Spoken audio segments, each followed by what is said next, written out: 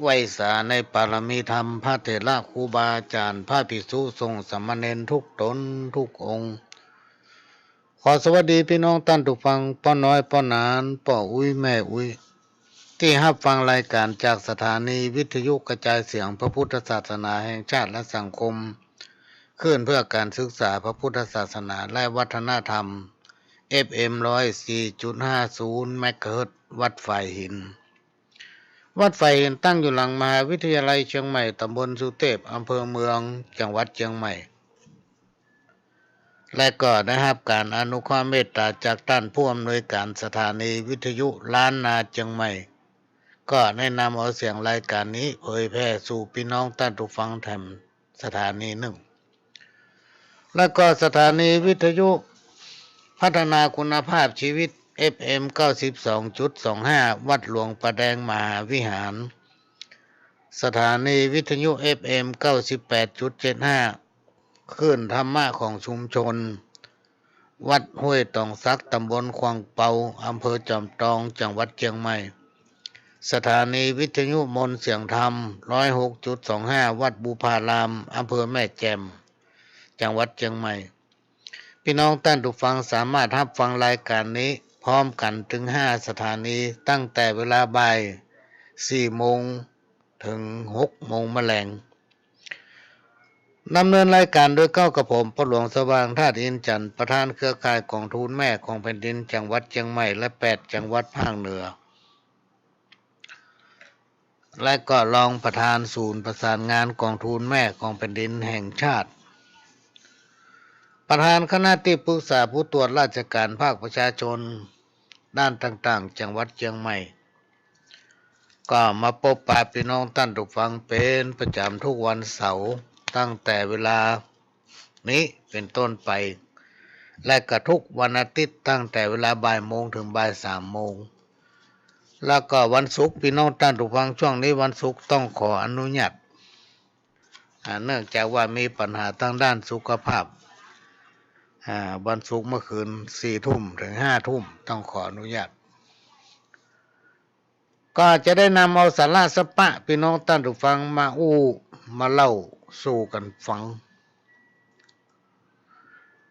เพื่อเป็นกู้เป็นเกมปน้อยปนานป้อยแม่อุ้ยครูบาอาจารย์เจ้า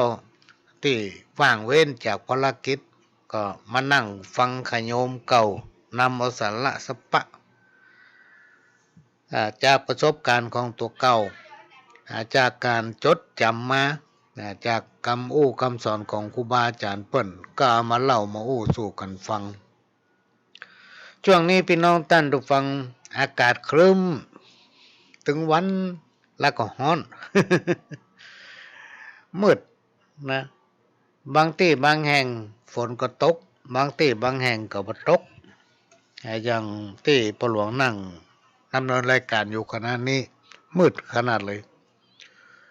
แต่มันบ่ตกแต่ว่าก็เหมือนกันมืดแล้วก็บ่ตกแต่บางที่บางแห่งก็ตก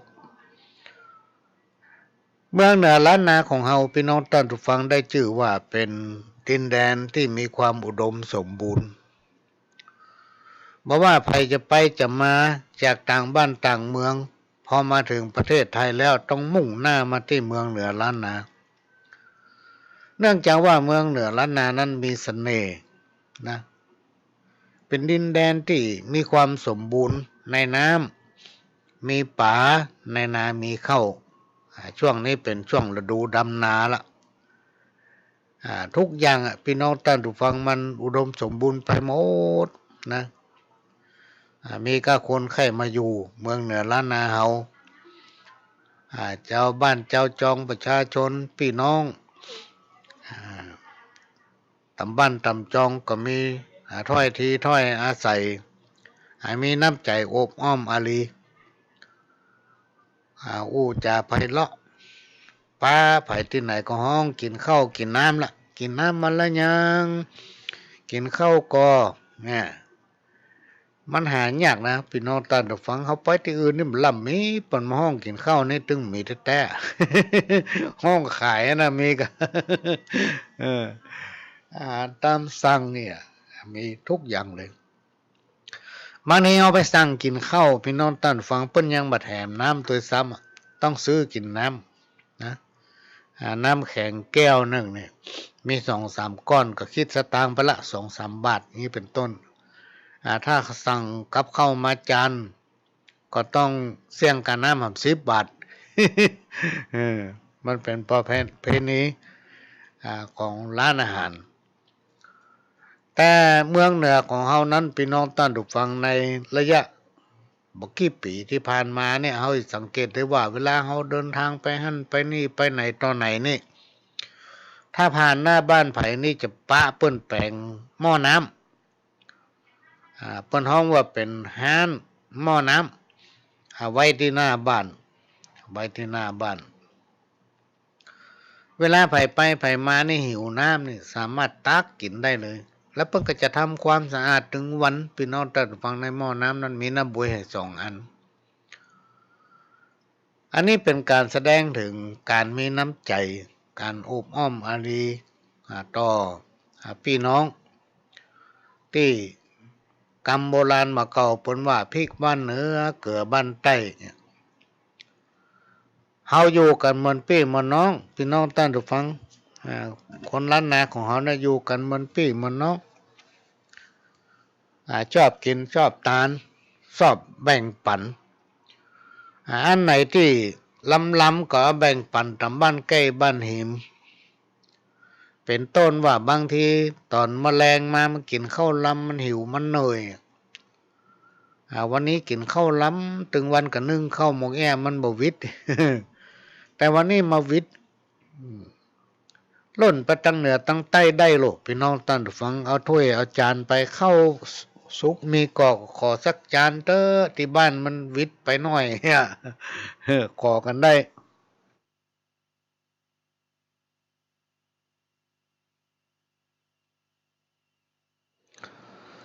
้กินอย่างล้ำๆดีๆก็ตักใส่ถ้วยแบ่งกันกินทั้งบ้านเหนือบ้านใต้พี่น้องท่านผู้ฟังมันถึงมีกรรมโบราณตำนานมาเก่าเปิ้นว่าเฮามีปลาแห้งอยู่ตัวหนึ่งเฮาจะแยะอย่าได้ให้มันกินไปได้กุ้มปีก็เป็นกรรมที่เป็นปริศนาก็มีคำตอบว่าเอามาต้มยำพี่น้องท่านผู้ฟังหรือว่าเอามาแกงใส่ปีเอาไว้แกงใส่อันนั้นอันนี้แล้วก็ตักแบ่งพี่น้องท่านผู้ฟังถ้วยหนึ่งก็เอาไปบ้านตั้งเหนือถ้วยอันที่2ก็เอาไปบ้านตั้งใต้ถ้วยอันที่3ก็ไปบ้านตำใกล้ตำหิมพอเปิ้นได้กินปลาแห้งแถมเปิ้นก็ได้นึกถึงเฮาละโอ้แล้วมาเอาแกงใส่บ่ฟังหมดแกงใส่บ่ฟักแก้วแกงใส่อันนั้นอันนี้หรือว่าต้มยำลำดีทุกไปก็เอามาส่งให้เฮาพอเปิ้นได้กินเปิ้นก็นึกถึงเฮาแล้วก็เอามาส่งให้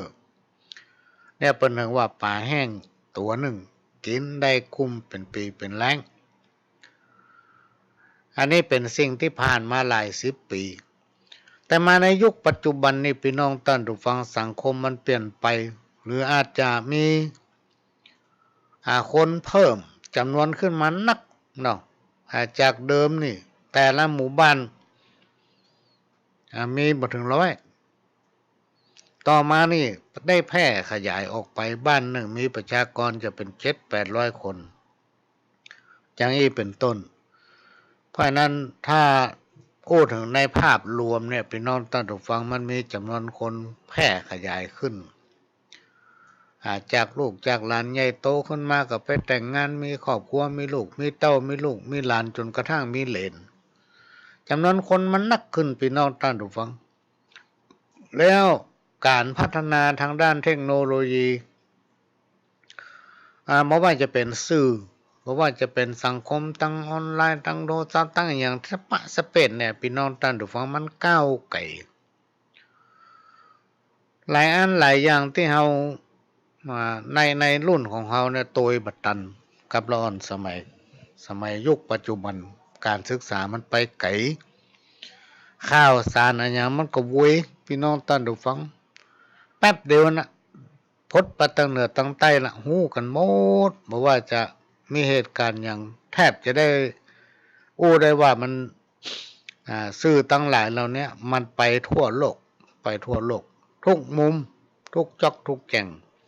เพราะฉะนั้นความลับจึงมีในโลกพี่น้องท่านฟังมันจึงมีในโลกเมื่อสังคมมันเปลี่ยนไปจิตใจคนก็โตยไปโตยพี่น้องท่านฟัง จิตใจของคนก็โตยไปในสมัยยุคก่อนนั้นลูกเต้าเหล่าหลานคนในครอบครัวบ่ล่ำไปไหนถ้าประจำเป็นนอกจากว่าไปเป็นทหารก็ไปเนี่ยการทำงานก็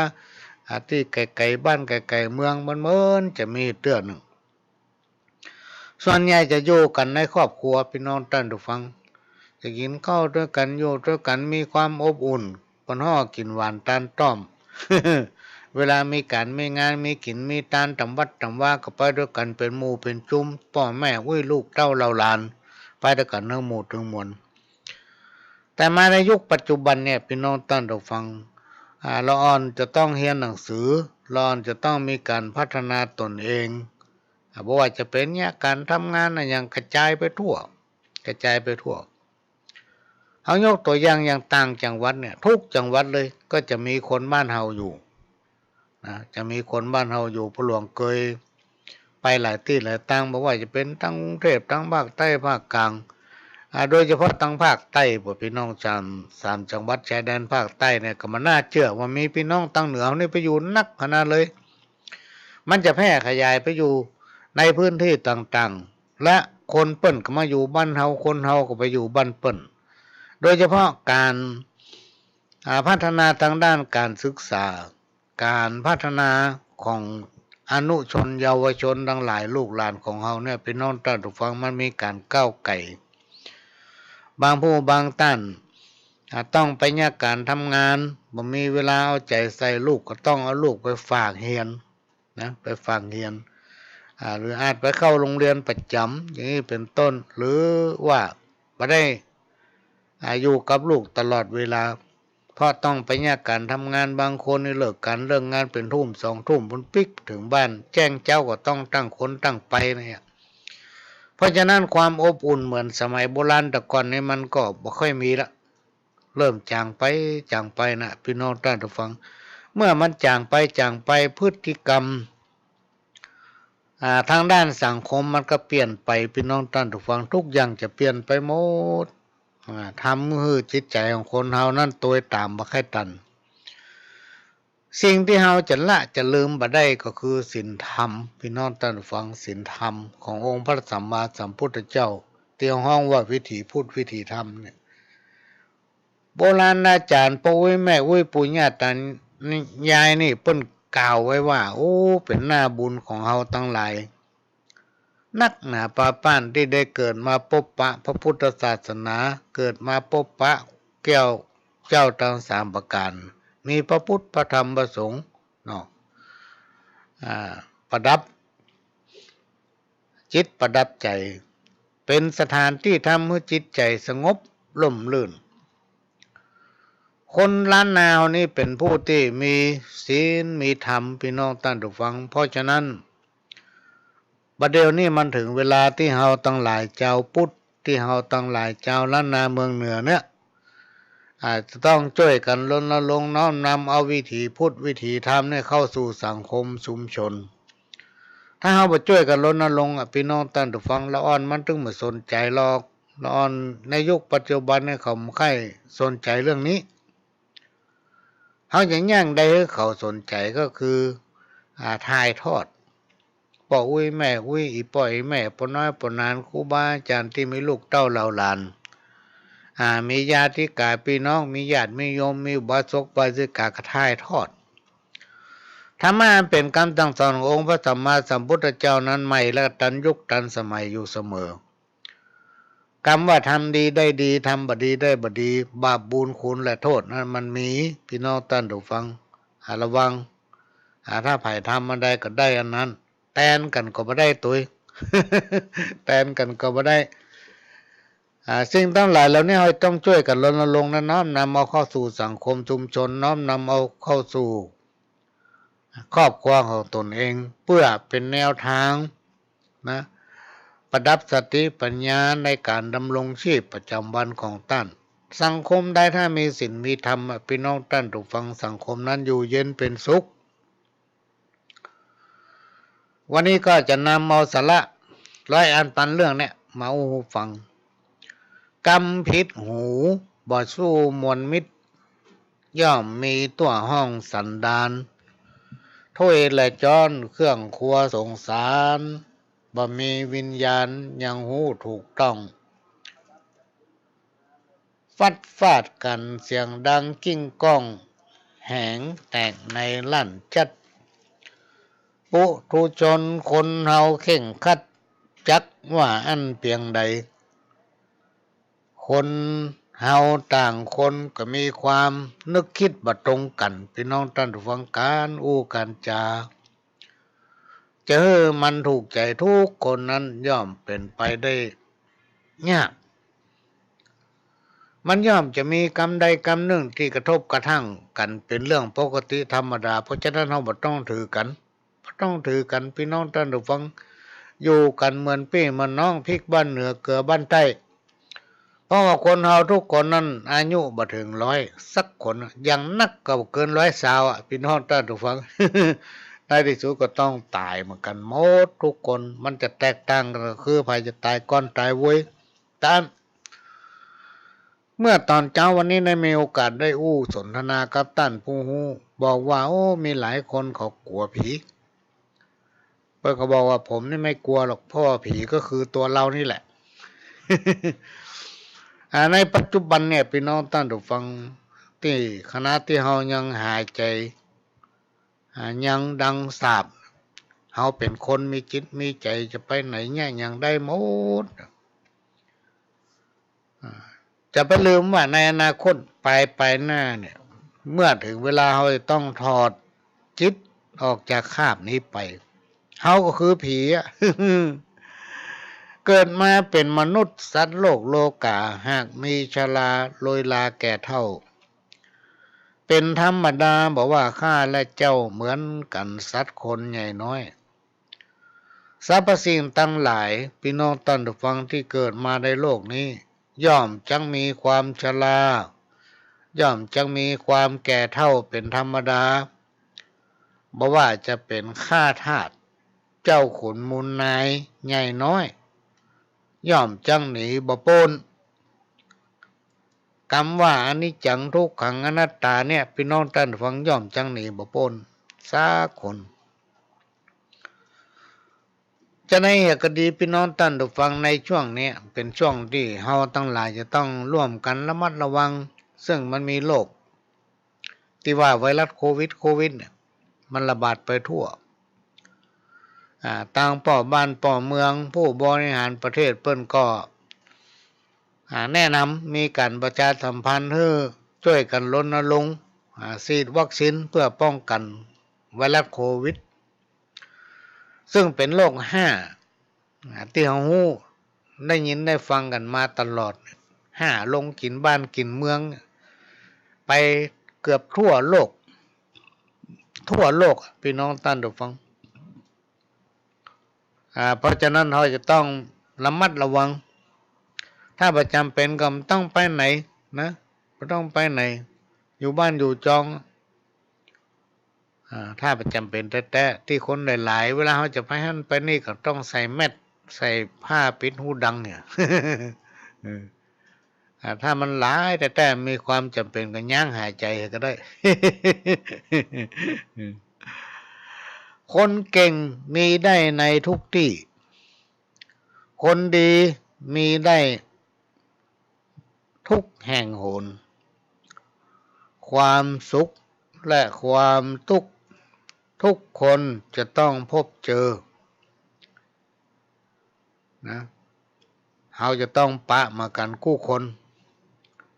ทุกอย่างเนี่ยพี่น้องท่านผู้ฟังบอกว่าสุขทุกข์มันอยู่ที่ใจของเฮามันอยู่ที่ใจของเฮาทุกอย่างมันอยู่ที่ใจของเฮา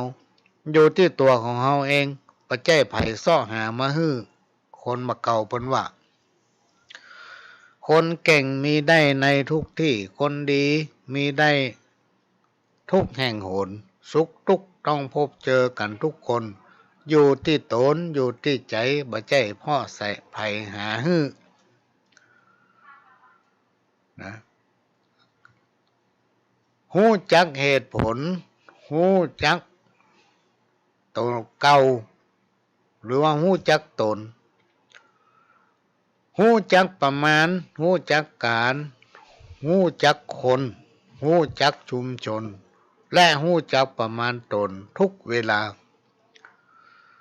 ใครผู้ใดทำได้พี่น้องท่านผู้ฟังย่อมจักพบปะกับความเจริญตลอดกาลมีความสุขเต้าตายถ้าคนบ่ลืมตัวนะถึงวันที่ปัญหามันเกิดขึ้นในสังคมมาถึงวันที่จำเป็นต้องนำมาอู้นั่นก็คือการลืมตัวเฮาลืมตัวกันในชีวิตของมนุษย์โลกในชีวิตของคนเฮาในปัจจุบันนั้นเปิ้นว่าเฮากำลังมายืนกำลังนั่งกำลังมาอยู่บนโรงละครซึ่งเป็นโรงละครแห่งชีวิตนะเป็นโรงละครอันอย่างทุกอย่างพี่น้องท่านผู้ฟังมันเป็นปุคลาธิฐานธรรมเป็นสิ่งที่สมมุติทั้งนั้นในขณะที่เราอยู่บนโลกมนุษย์นั้นแต่มนุษย์คนเรานั้นมีโอกาสหลายอย่างมีโอกาสดีนักกว่าสิ่งเทวบุตรเทวดากว่าสิ่งอย่างทั้งหลายที่เราเคารพนับถือก็ดีที่เฮาไหว้เฮาสากันถึงวันเนี่ยเทวบุตรเทวดาสิ่งศักดิ์สิทธิ์ตอนนี้เจ้าที่อย่างทั้งหลายเหล่านี้บ่สามารถทำอย่างคนมนุษย์เฮาได้คนมนุษย์เฮานั้นสามารถที่จะทำบุญสามารถที่คิดดีสามารถที่จะทำความดีได้เพื่อเสริมบารมีตัวเก่าการทำความดีการทำบุญนะพี่น้องท่านผู้ฟังเป็นการเสริมนะเป็นการเสริมบุญในชาตินี้เพื่อเอาไปเชื่อมกับบุญเก่าที่ผ่านมาในอดีตชาตินะถ้าเฮาบ่กินบ่ทานเฮาบ่ทำอย่างสักอย่างความดีก็บ่สนนะเอาตัวเองว่าเอาวิโตตัวเองว่าบ่เอาอย่างสักอย่างนี้เนาะสิ่งทั้งหลายที่เฮาทำมาตั้งแต่อดีตชาติบ่สามารถมาเชื่อมกับผลที่เราทำในชาตินี้ภพนี้ได้อันนี้เป็นสิ่งที่นำมาฝากไว้มันเป็นความจริงเป็นสิ่งที่บ่ตายนะความจริงเป็นสิ่งที่บ่ตายทำดีได้ดีทำบ่ดีได้บ่ดีบาปบุญคุณและโทษมันมีเรื่องกรรมเรื่องอย่างตั้งหลายเหล่านี้มันมีแต่บ่เชื่อลบหลู่บ่ได้แล้วไผแต้นไผบ่ได้ตัวพี่น้องท่านผู้ฟังอันนี้ก็เป็นเรื่องที่นำมาเล่าสู่กันฟังกรรมโบราณคนตะก่อนเปิ้นกล่าวไว้ขี้ไก่มันเหม็นติดเต็มก็จ้างมันเตอะคัดถูออกได้หายไปเวลาเราไปย่ำขี้ไก่นะพี่น้องท่านผู้ฟังมันติดตีนติดเกิบมันเหม็นแต่เราล้างออกหายได้ หายเหม็นได้แต่ขี้ปากกับจิตใจเนี่ยเหม็นแล้วติดไปจาตินี้จาติหน้าขี้ไก่ขี้งัวเอาตากแห้งใส่ตะกร้ายังมีราคามีราคากล้านักขี้เหล้าขี้ยาไผ่ตึงมาฮักอยู่ใกล้เหม็นขี้หาขี้ว่าขี้ปากขี้อู้ไปไหนไผ่ก็บ่ค่อยตุยขี้เกียจขี้ข้านอู้จ่าจองหองภายในบ่ค่อยสอบสู้พี่น้องท่านผู้ฟังไผบ่ค่อยสอบสู้นี่ก็เอามาฝากในวันนี้ที่บ่สอบสู้นั้นเพราะหยัง เพราะไปไหนเปิ้นบ่ชอบเปิ้นจังขี้ที่ใจกันบ่ได้ที่คนเฮาบ่ชอบแต่เนี่ยพี่น้องท่านผู้ฟังไปไหนเพิ่นบ่ชอบคือหยังขี้ค้านนี่โอ้ไผตึงปรารถนาแต่เนิ่นอยู่ไหนมันขี้ค้านนี่นะบ่กึดยากการทำงานบ่กึดกินอยู่กินอยู่นะกันมีก็ย่างกินแฮบ่กึดหยังไรเป็นคนขี้ค้านอันเนี้ยไผบ่ค่อยชอบกรรมบ่เก่าอันใดบ่ฮู้เหลียวจะถามคนจะงามเพราะการแต่งย่อง อยู่ตามกองธรรมน้อมนำถูกต้องอันเป็นแนวกองชีวิตกายวาจาใจต้องได้พินิจเมื่อผิดพลาดฮื้ออภัยเมื่อผิดพลาดฮื้ออภัยพี่น้องท่านผู้ฟังคนเฮาเนี่ยมันจะต้องมีส่วนดีส่วนบ่ดีบัจจัยว่าคนคนนั้นมันจะดีไปทั้งหมดบัจจัยมันต้องมีส่วนบ่ดีโดยพ่องเพราะฉะนั้นเราจะต้องอภัยให้กันนะเราจะต้องเลือกเอาส่วนที่ดีๆเข้ามาคิดเข้ามาเรียนรู้เป็นประสบการณ์ของตัวเก่ามาเอาไปหันไปนี่ไปหู้ไปหันเปิ้นอย่างในยุคปัจจุบันเนี่ยมันมีศูนย์เรียนรู้อย่างหมู่บ้านกองทุนแม่ของแผ่นดินเนี่ยเป็นหมู่บ้านที่มีศูนย์เรียนรู้โดยแต่ละศูนย์เนี่ยก็จะค้นเอาภูมิปัญญาของพี่น้องในพื้นที่ในเขตชุมชนหมู่บ้านของตัวเก่าเพื่อเอามาเป็นแบบเพื่อกับสังคมชุมชนต่างๆพี่น้องท่านผู้ฟังเมื่อเขาได้ไปพอไปกวายไปหันเขาก็น้อมนำเอาสิ่งที่ดีๆมาประดับสติปัญญาของเขาแล้วเอามาประยุกต์นะเอามาประยุกต์เพิ่นถึงว่าการค้นหาภูมิปัญญาพื้นบ้านแล้วก็เอามาเนี่ยมาทำสิ่งไหนที่มันบัดดีพี่น้องท่านผู้ฟังเขาก็จงละไว้บ่ต้องเอามาคึดนะบ่ต้องเอามาคึดบ่ต้องเอามาทำเพราะมันเป็นสิ่งที่บัดดี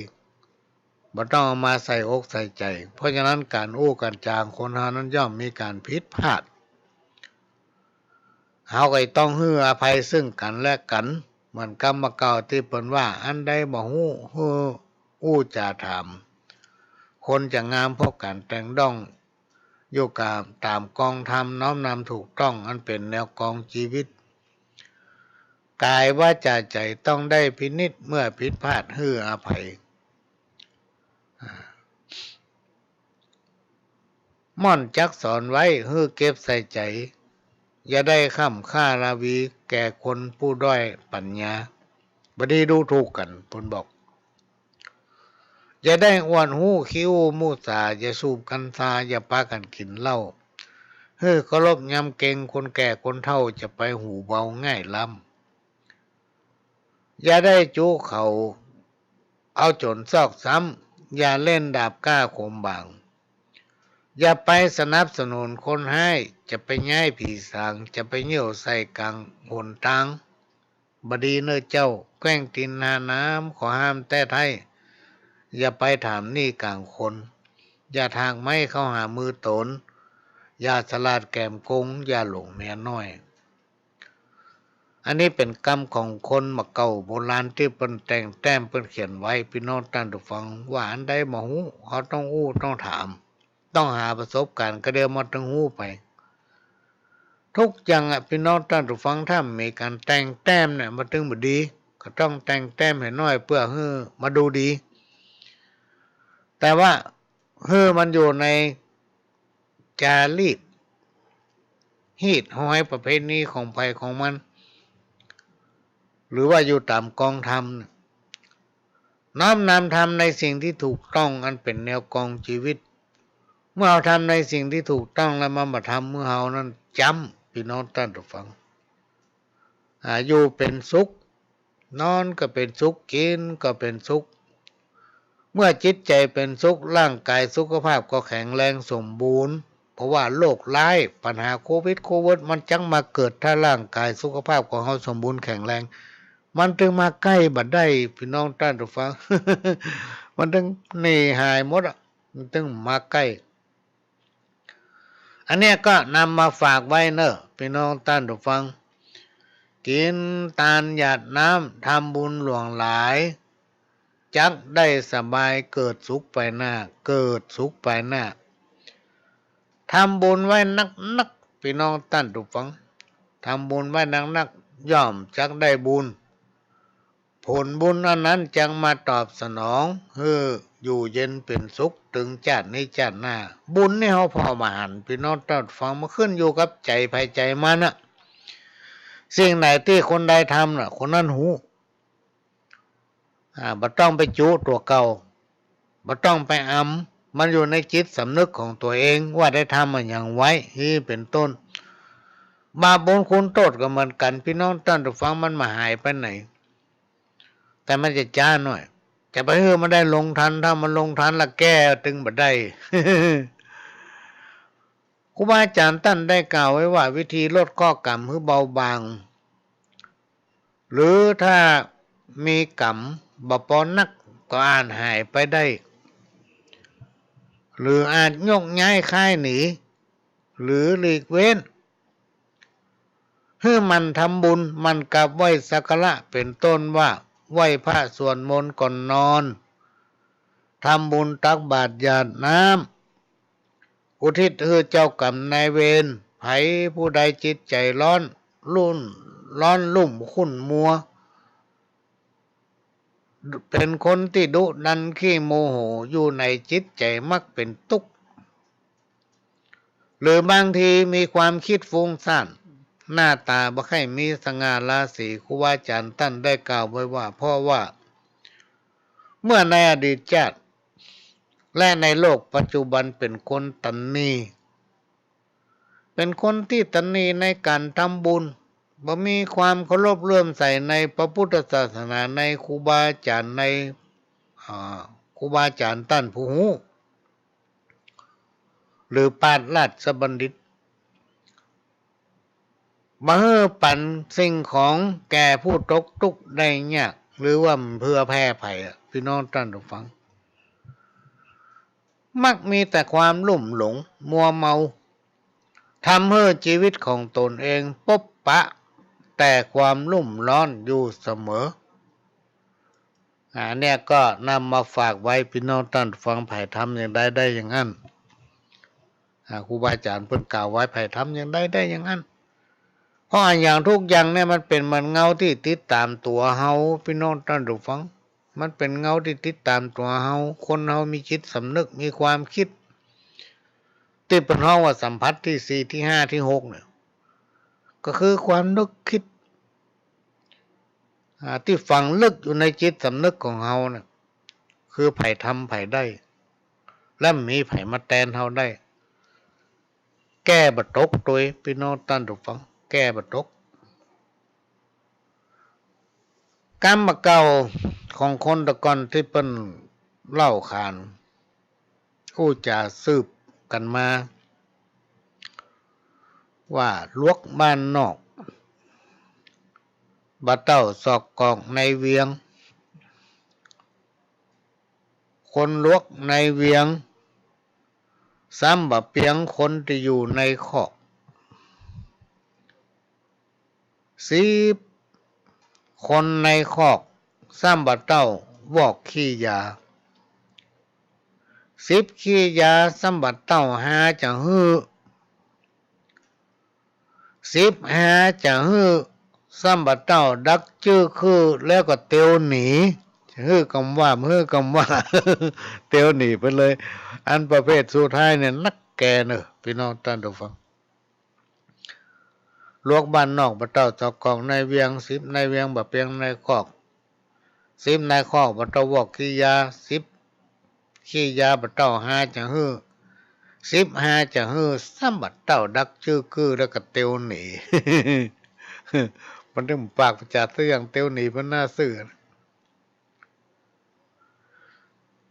กินบุญเก่าหมายถึงในอดีตชาติเป็นผู้ที่เคารพเลื่อมใสในพระพุทธศาสนาง่ายเป็นคนใจบุญ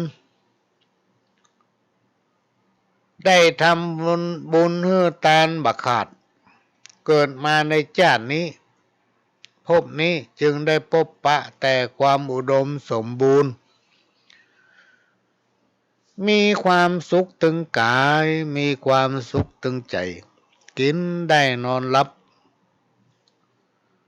แต่จะไปลืมเนอะพี่น้องท่านผู้ฟังเมื่อได้อยู่สุขสบายก็จะไปลืมทำบุญให้ทานการทำบุญให้ทานนั้นครูบาอาจารย์พ่อแม่บรรพบุรุษปู่ย่าตายายเพิ่นกล่าวไว้ว่า เป็นการเสริมชะตาบารมีเสื่อมกับบุญเก่าเสื่อมกับบุญเก่าสิ่งที่กล่าวมาเนี่ยพี่น้องท่านผู้ฟังถ้าเอาบัดเชื่อนี่ลบหลู่ก็บ่ได้นะถ้าบัดทำเกิดบุญเก่าหมดพี่น้องท่านผู้ฟังระวังไว้เตอะจะเร็วได้ดินได้ก้าคอนะนี่เป็นเล่ากันมาพระหลวงกามาอู้ฟังขณะนี้พี่น้องท่านผู้ฟังก็กำลังรับฟังรายการสาระสปะจากตั้งสถานีวิทยุกระจายเสียงพระพุทธศาสนาแห่งชาติและสังคมขึ้นเพื่อการศึกษาพระพุทธศาสนาและวัฒนธรรม FM 104.50 เมกะเฮิรตซ์วัดฝ่ายหิน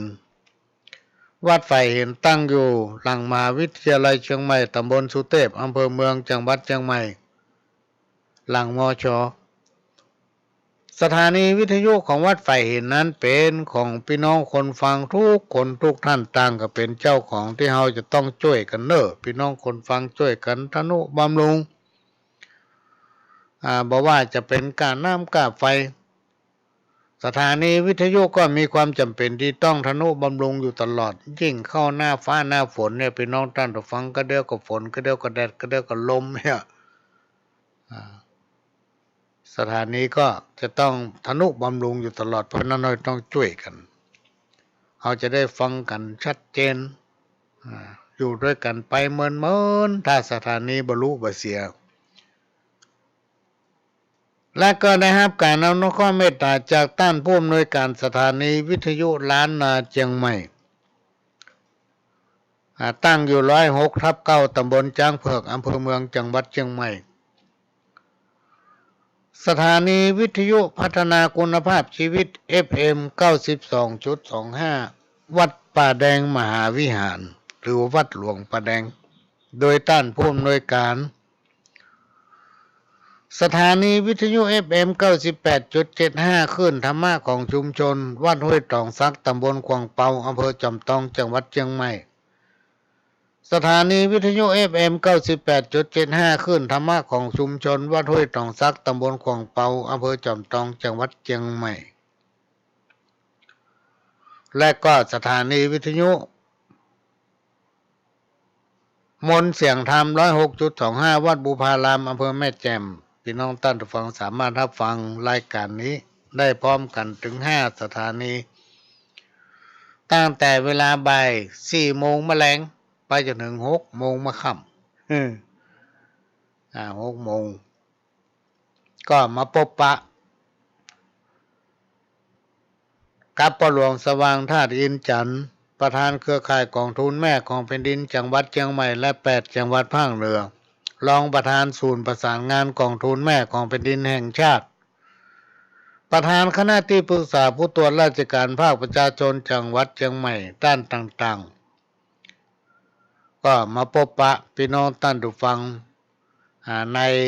ฐานะของขโยมเก่าก็นำเอาสาระสปะที่ได้ยินได้ฟังมาจากประสบการณ์พ่องจำเอาคำอู้ของครูบาอาจารย์เปิ้นเขามาอู้คือพี่น้องฟังได้ฟังแล้วก็ฟังแถมสิ่งไหนที่ไม่ได้ฟังก็ได้ฟังกรรมเก่าพี่น้องท่านผู้ฟังวันนี้กินบ้านกินเมืองคำว่ากินบ้านกินเมืองนั้นมีความหมายว่า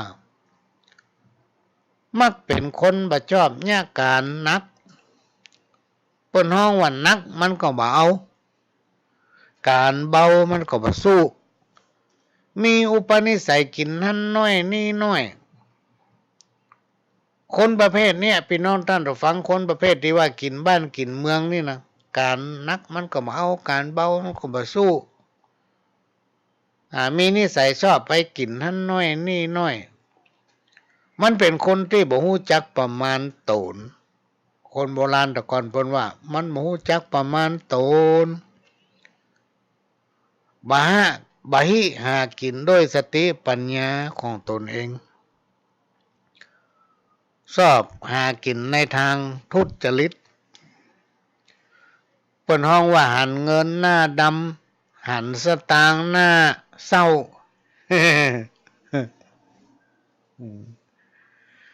กันว่ามันได้กำสตางค์แล้วนะพี่น้องท่านผู้ฟังมันได้กำสตางค์ใส่กระเป๋ามันแล้วนะมันตึงแบบพอหน้าไผ่มันเป็นคนที่ชอบเอาตัวรอดแก้ผ้าเอาหน้ารอดกินบ้านกินเมืองเนี่ยคนประเภทเนี้ย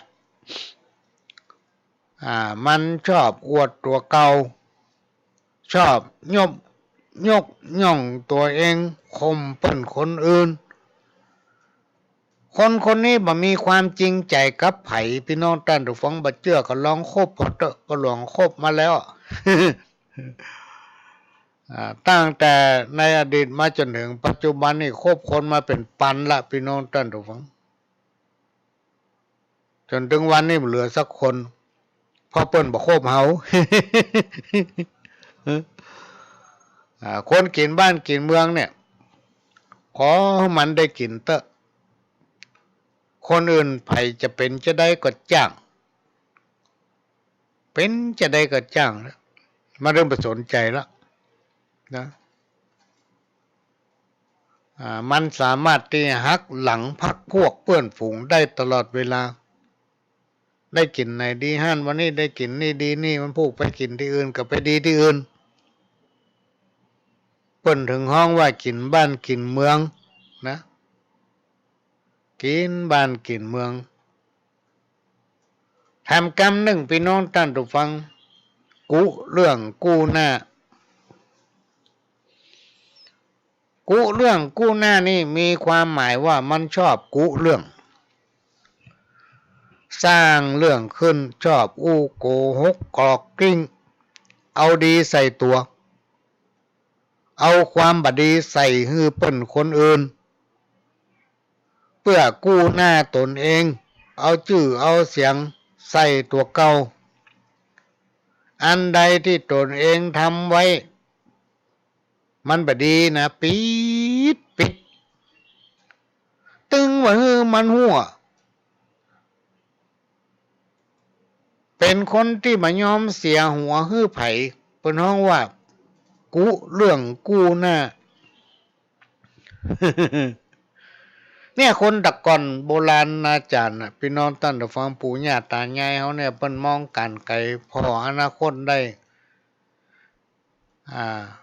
แต่งแต้มกรรมที่เป็นปุคลาธิฐานกรรมโบราณตะก่อนไว้เนี่ยมันจึงมีทุกอย่างเลยมีทุกที่พี่น้องท่านผู้ฟังมีทุกที่กรรมบะเก้าทำกรรมหนึ่งพลิกหน้ามือเป็นหลังมือปีนหน้ามือเป็นหลังมืออันนี้มีความหมายว่าเปลี่ยนจากเดิมการที่มีอุปนิสัยตะก้อนยังพอมาประเดี๋ยวไปทำยัง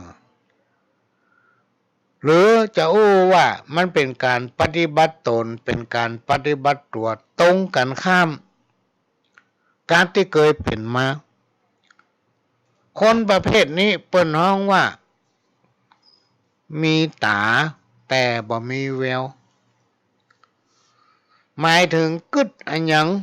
กึดก้าวันนี้พี่น้องท่านผู้ฟังกึดก้าวันนี้มันถึงบ่กึดถึงวันพุกเปิ้นฮ้องว่าพลิกหน้ามือเป็นหลังมือเปลี่ยนจากเดิมมีการปฏิบัติตนปฏิบัติตัวตรงกันข้ามกับที่เคยเป็น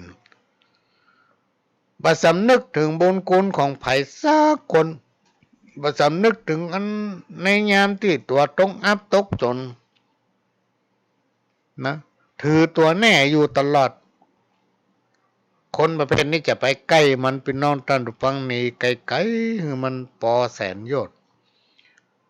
เมื่อรับกรรมของกรรมในที่ตนบอกว่าเว้นหมาฮือปอศอกเว้นอีวอกฮือปอวาฮืออยู่ห่างจากคนป่าลาฮือไก่แสนโยชน์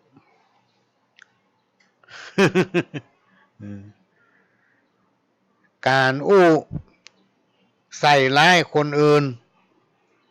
ครูบาอาจารย์ท่านกล่าวว่ามันบ่สามารถทำให้คนคนนั้นกลายเป็นคนบดีได้การโอ้ฮือร้ายคนอื่นพี่น้องท่านฟังใส่โตดใส่ความบดีฮือเปิ้นมันบ่สามารถทำให้คนที่เฮาว่าฮือเปิ้นนั้นกลายเป็นคนบดีได้ครูบาอาจารย์ท่านได้กล่าวไว้ว่าคนเฮานี้เปรียบเหมือนหนังสือคนเฮาถึงวันเนี่ยพี่น้องท่านฟังมันเปรียบเหมือนหนังสือถ้าเฮาบ่เปิดอ่านมันก็บ่ฮู้ว่าในหนังสือเล่มนั้นมีสาระจะใดพ้องมีข้อความอันอย่างพ้องเพราะฉะนั้นการมองคนจะไปพอแต่เพียงภายนอกจะไปพอคนแต่เพียงหน้าตาเพราะหน้าตารูปร่างการแต่งกายมันบ่สามารถฮู้ถึงจิตใจเขาได้เนี่ยพี่น้องท่านผู้ฟังมันเป็นอุทาหรณ์ที่สอนใจได้ดียิ่งเขาจะดูคนพอคนเนี่ยพี่น้องท่านผู้ฟังเขาพอถึงใจของเขาพอถึงการปฏิบัติพอถึงความประพฤติของเขาเองบางทีอู้ยังการปฏิบัติไปยังปากยังใจยังกรรมคมที่เป็นคติเตือนใจถ้าอยากเป็นคนงามอย่าวู่งามอย่าวู่วามโกรธง่ายถ้าอยากเป็นคนสบายอย่าเบื่อหน่ายความเพียรถ้าอยากเป็นคนมั่งมีอย่าเป็นคนดีแต่ใจ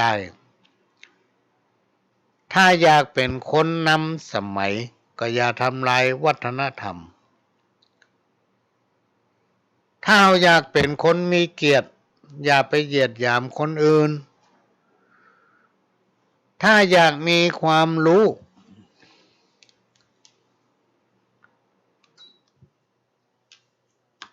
ถ้าเราอยากมีความรู้ก็อย่าไปลบหลู่ครูบาอาจารย์พ่อแม่ถ้าอยากแสวงหาความชำนาญ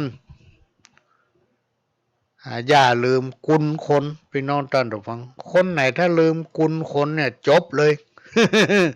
เอวังก็ไม่ด้วยประกาศนี้ถ้าเราเป็นคนอกตัญญูรู้จักกุลคนหาความเจริญบ่ได้พี่น้องท่านผู้ฟังคนลืมคนนี่นะที่เป็นว่าคนอกตัญญูเนี่ยมันจะมาตันตัวเองได้อย่างใดบางคนบ่เชื่อนะลบหลู่ครูบาอาจารย์เป็นคนอกตัญญูหมูจักกุลไผ่เป็นห้องว่าหมูจักกุลเข้ากุลน้ำคนที่คือการอนุเคราะห์ช่วยเหลือกับหมูจักกุลเปิ้นดูถูกแย่ำมาโดยตลอดคนประเภทนี้พี่น้องท่านผู้ฟังหิ้ขึ้นศอกลงไปเป็นวาบุญอู้ง่ายๆว่าได้มาบาทเสี่ยงไปซิมได้มาสีเป็นเสี่ยงไปร้อยหาความเจริญมาได้นะอันนี้เป็นกรรมเก่าที่ครูบาอาจารย์พ่ออุ้ยแม่อุ้ยเปิ้นแต่งแต้มเขียนไว้คนเฮาเนี่ยถ้าอยากให้เปิ้นฮักอยากให้คนทั้งหลายฮัก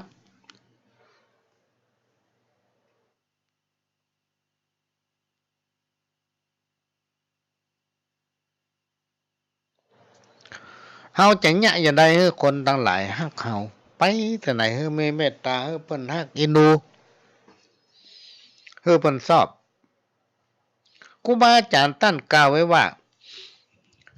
อย่าเป็นคนที่ขาดเมตตาคำว่ามีเมตตาเนี่ยพี่น้องท่านผู้ฟังมันถึงสำคัญขนาดต้องตึงใจและก็กายนะบ่ใช่ว่ามีแต่คำอู้บ่ได้ว่ามีเมตตาแต่ใจในดำและมินมอน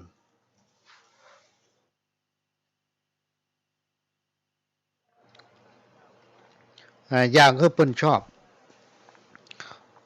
ก็ต้องมีเมตตา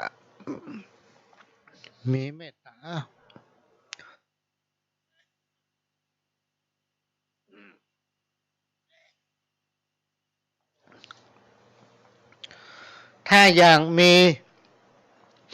วาสนาดีมีวาสนาดีเป็นคนที่มีอำนาจวาสนา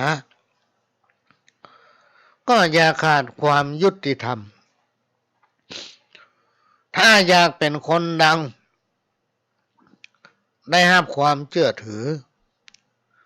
อย่ายกตัวเองข่มคนอื่นเพราะว่าบาปบุญคุณและโทษนั้นติดตามตัวของเราอยู่ตลอดเหมือนเงาพี่น้องท่านฟังจูไผ่จูได้แต่จูตัวเก่าตึงมาได้อันนี้ก็เป็นเรื่องที่นำมาฝากพ่อหลวงก็จะเปิดเทปเก่าให้ฟังสักแป๊บหนึ่งพี่น้องท่านฟังเดียวกับมาปากันรอบหนึ่งเชิญครับละอันเป็นคำสั่งสอนที่น้อมนำมาจากคำสั่งสอนขององค์พระสัมมาสัมพุทธเจ้ามาเผยแผ่โดยจะสรรหาบอกว่าจะจากอินเทอร์เน็ตจากสถานีต่างๆเพื่อจะน้อมนำเอาธรรมะนั้นเข้ามาหาพี่น้องท่านผู้ฟังไปถึงบ้านถึงจองเอามาฝากเป็นของขวัญเพื่อคนฟังจะได้นำไปถ่ายทอดต่อเราอ่อนมันถึงบอกฟังพี่น้องท่านผู้ฟัง กับคนมองเฮาเนี่ยมันจะฟังแล้วเฮาจะไปถ่ายทอดเอาไปอู้ต่อเอาไปสอนลูกบอกให้หลานเพราะว่าเฮาทุกคนบ่มีไผสักคนที่ต้องการให้ลูกเต้าเล่าหลานเขากูลมุนเงานี่อยู่ในสังคมที่ย่ำแย่ที่บดีทุกคนต่างปรารถนาหาความสุขความเจริญโดยเฉพาะความสุขถึง3ประการนี่เฮาอย่างเงี้ยอย่างใดสังคมเฮาอยู่ม่วนกินล้ำอยู่ด้วยกันเหมือนพี่เหมือนน้องพริกบ้านเหนือเกลือบ้านใต้ก็ด้วยน้อมนำเอาศีลธรรมเนี่ยพี่น้องท่านผู้ฟังเขาจะน้อมนำเอาศีลธรรมเข้ามาไว้ประดับจิตใจถ้าศีลธรรมบักกับมาจิตใจของคนเฮาจะกระด้างกระเดืองยิ่งในสมัยที่พัฒนาไปไกลอย่างปัจจุบันเนี่ยการศึกษามันมีการพัฒนาก้าวไกลเกินก็เลยทำให้คนบ่ค่อยยอมกันพี่น้องท่านผู้ฟังแต่ละคนก็เอาความนึกคิดของตัวเก่านะนำความคิดของตัวเก่านำเอาประสบการณ์นำเอาความโง่ของตนเองมาหักล้างกันแต่ถ้าศีลธรรมกลับมาพี่น้องท่านผู้ฟังศีลธรรมนั้นจะนำเมื่อทุกคนอยู่กันอย่างม่วนอกม่วนใจกินได้นอนหลับจุ่มเย็นนะจุ่มเย็นก็ได้จะพยายามสรรหาเอามาเรื่อยๆสารคดีที่ท่านได้ฟังไปตะกี้นี้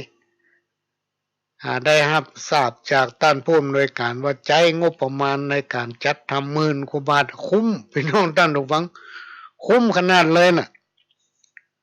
ตะกี้นี่ประหลวงพ่อไปตัวกึดไปตัวว่านี่มันต้องจ่ายเงินเป็นแสนก้านี่เนาะทำเป็นสารคดี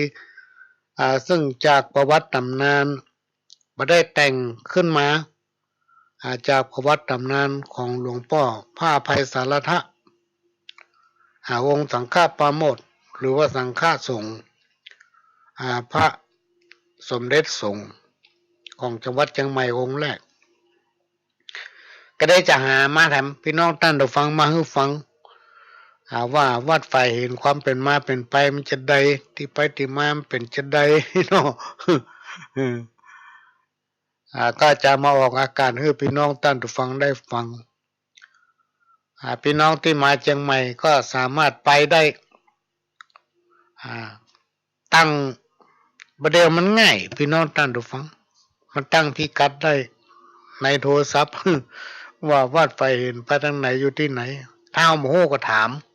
มเพิ่นก็สามารถไปได้ตลอดแล้ววันใดวันหนึ่งเขาจะปะกันที่วัดไฟเห็นก็มาฟังข้าวทำบทหนึ่งพี่น้องท่านทุกฟังอันนี้ก็เขียนส่งมาจากคนฟังอยู่ดีๆอย่าหนีจากไฟไปเป่าหิ่งห้อยอย่าเอี่ยวกินเหล้าอย่าเข้าไปเลี่ยมไปลักของวัดอย่ามัดงัวมัดควายไว้ใกล้ถนนหนทางอย่าจุพางครูบาอาจารย์และพ่อแม่อย่าแว่พอเปิ้นเล่นการพนันอย่าผันไปคบคนขี้ลักอย่ามักอู้หาเรื่องพิษข้องร้องเถียงกันจะไปเลี่ยมไปผันหาแม่บ้านแม่เฮือนที่ตัวป้อเปิ้นขางถ้าเปิ้นจะหามอย่าอวดดีเอาไม่การไปสอดอย่าไปสอดไปล่าในกอกในกองเมื่อวันเมื่อคืนอย่ายื่นมืออย่ายืนเอามือเต้าแอวพอเปิ้นเนี่ยการอย่าหานปากสวกอย่าอวดตัวดีอย่าคุยพิษเจ้าหมูอย่าอยู่บดอกบดายฮืออายต่อบาปและกุศลถ้าจะโยนฮือโยนลงอาบน้ำถ้าจะจำฮือจำเวียกจำการฮือหารเพื่อรักชาติฮือฉลาดเข้าหาผู้รักผู้ใหญ่ฮือไต่ถามหากรรมผู้ดีถ้าที่อยู่ที่กินบดีถ้าจะหนีฮือหนีไปกาดมั่วที่คนหลายๆถ้าจะซื้อจะขายฮือซื้อฮือขายเมื่อเปิ้นไข้ได้ถ้าจะไหว้ฮือไหว้พระไหว้เจ้าไหว้ผู้เฒ่าผู้แก่ผู้ที่เปิ้นมีคุณธรรมถ้าจะนำฮือนำตาลรักษาศีลถ้าจะกินอย่าจ่ายอย่ากินสุรุ่ยสุร่ายฮือเกียรติฮือนายต่อมดตะคึดหนองในถ้าจะไปฮือปลาของไปขายถ้าไข้สิบหายฮือปากสวก ถ้าใครฮือเปิ้นอวดฮือเป็นคนซื่อคนใสถ้าใครฮือเปิ้นหรือว่าป่วนบ้านเสียใจฮือฟังกำลูกถ้าจะปลูกฮือขุดหลุมกว้างๆถ้าจะเนี่ยจะสร้างเอาหญ้าออกเหียดีๆก่อนวาทีกำจมฮือเก็บไว้บ่มในใจ อันนี้เป็นคำสอนของคนเฒ่าคนแก่สมัยก่อนพี่น้องท่านผู้ฟังแล้วมันก็ตันยุคตันสมัยอยู่เสมอนะ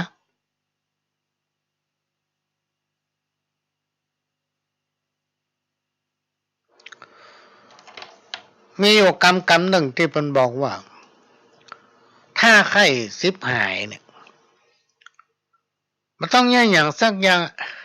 คือปากสวกปากเจ็บว่ะ ก็ได้มันตั้งสิบหายเพราะกำน้อยเพราะไผ่ถึงไปสู้ไปหาหรอกคนปากบดีปากสวกปากเจ็บเนี่ย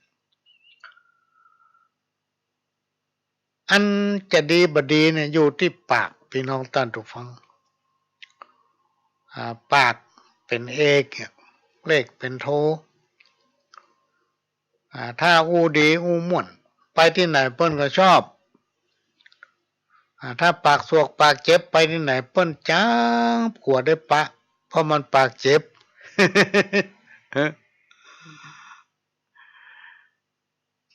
หำบทหนึ่งเปิ้นบอกว่าบดีจิไฟในปากบดีจิไฟในปากก็หมายถึงว่าบดีล่อให้มันโอ้ในสิ่งที่บดี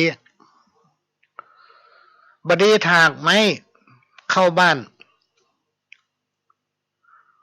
ทางไม้เข้าบ้านก็คือเอาคมมีดเข้ามาตั้งตัวเก่าบดีตือมองวนบดีขวนตัวคิงบดีสิงเมียต้านบดีอ่านหนังสือหายเพราะมันพูดที่ไปที่มาเนาะบดีย้ายคันนาบดีนั่งกาตาจังบดีนั่งกาประตูบดีดูเปิ้นลักเปิ้นลักขโมยบดีไปพอ เดี๋ยวมันจะยากฮือบดีตักขุนนางนะบดีตักขุนนางในสมัยก่อนเนี่ยพี่น้องท่านผู้ฟังอย่างผู้ช่วยก็ดีล่ามแก่บ้านก็ดีล่ามพ่อกำนันก็ดีสารวัตรในยุคปัจจุบันเนี่ยแต่ก่อนเป็นห้องล่ามห้องผู้ช่วยอย่างพ่อกำนันนี่ก็ถือว่าเป็นเต้าเป็นคุณเป็นอย่างในถิ่นนั้นย่านนั้นคนทั้งหลายเหล่านี้ถือว่าเป็นผู้ที่มีเกียรติเป็นเจ้าคนนายคนเป็นคนปกครองคนเวลาไปที่ไหนไปบ้านไผ่เนี่ยไก่เสี่ยงเป็นเล่านะพี่น้องท่านผู้ฟัง นะคนมาเก่าปกเลยว่าบดีตักขุนนางเวลาเจ้าไปนายมาเนี่ยต้องต้มไก่เลี้ยงเสี่ยงเป็นเล่าบดีอำพางนักปราชญ์หมายถึงคนผู้รู้ต้านผู้รู้เฮาบดีไปจุเปิ้นอาจจะไปโอ้ไล่โอ้จุเปิ้นฮ้องว่าอำพางนักปราชญ์เปิ้นฮู้หมดพี่น้องท่านผู้ฟังเฮาโอ้ไปอย่างเปิ้นฮู้หมดและก็บดีประมาทผู้มีศีลเนี่ยบดีพี่น้องท่านผู้ฟังประมาทผู้มีศีลเนี่ยเปิ้นว่าบดีดาจีตีพามนะอย่างแม่ชีนี่เป็นต้นอย่างว่าเปิ้นถือศีล8เน้นถือศีล10นะ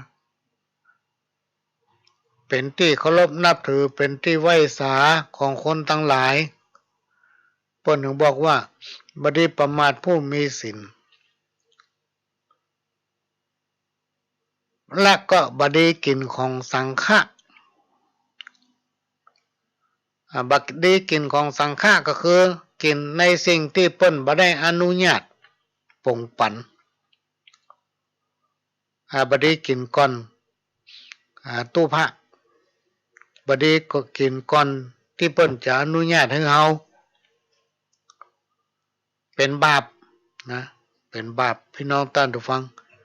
ถ้าเปิ้นอนุญาตให้แล้วก็เป็นอย่างละเป็นอย่างละและทำกรรมหนึ่งบดีละกรรมสอนกรรมกู้ของพ่อของแม่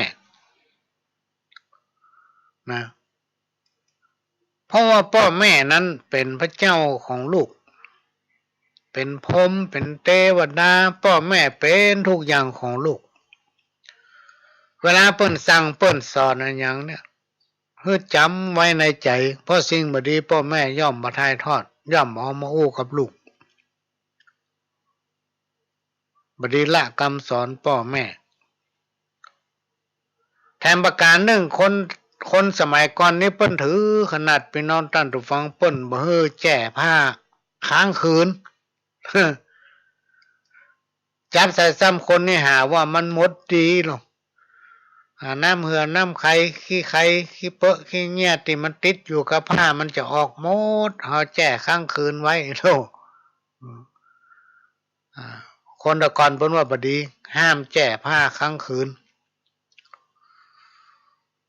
แถมประการหนึ่งสิ่งที่เปิ้นถือที่สุดก็คือบดียืนงำหัวผู้รักผู้ใหญ่นะบดียืนงำหัวผู้รักผู้ใหญ่เวลากายตั้งหน้าก็ดีก็ต้องมีความอ่อนน้อมต้องขออนุญาตโค้งแล้วก็เดินไปขออนุญาตครับเนี่ยเปิ้นฮื้อนับถือผู้รักผู้ใหญ่พี่น้องท่านผู้ฟังนะนับถือเปิ้นในฐานะที่เปิ้นเป็นผู้ใหญ่เป็นผู้ที่ควรเคารพนับถือทำประการหนึ่งบดีไต่น้ำขึ้นดอยมันดึงหมีโลเนาะ น้ำขึ้นดอยหมีกันนายพรานกับพระฤาษีกันพระฤาษีเถียงนายพรานว่ามึงวิเศษจะได้ปล่ำเรือสามารถห้องน้ำขึ้นไปดอยได้นายพรานว่าโอ้เขามีอย่างสร้างอย่างเขามีกับสัจจะเขาถือสัจจะ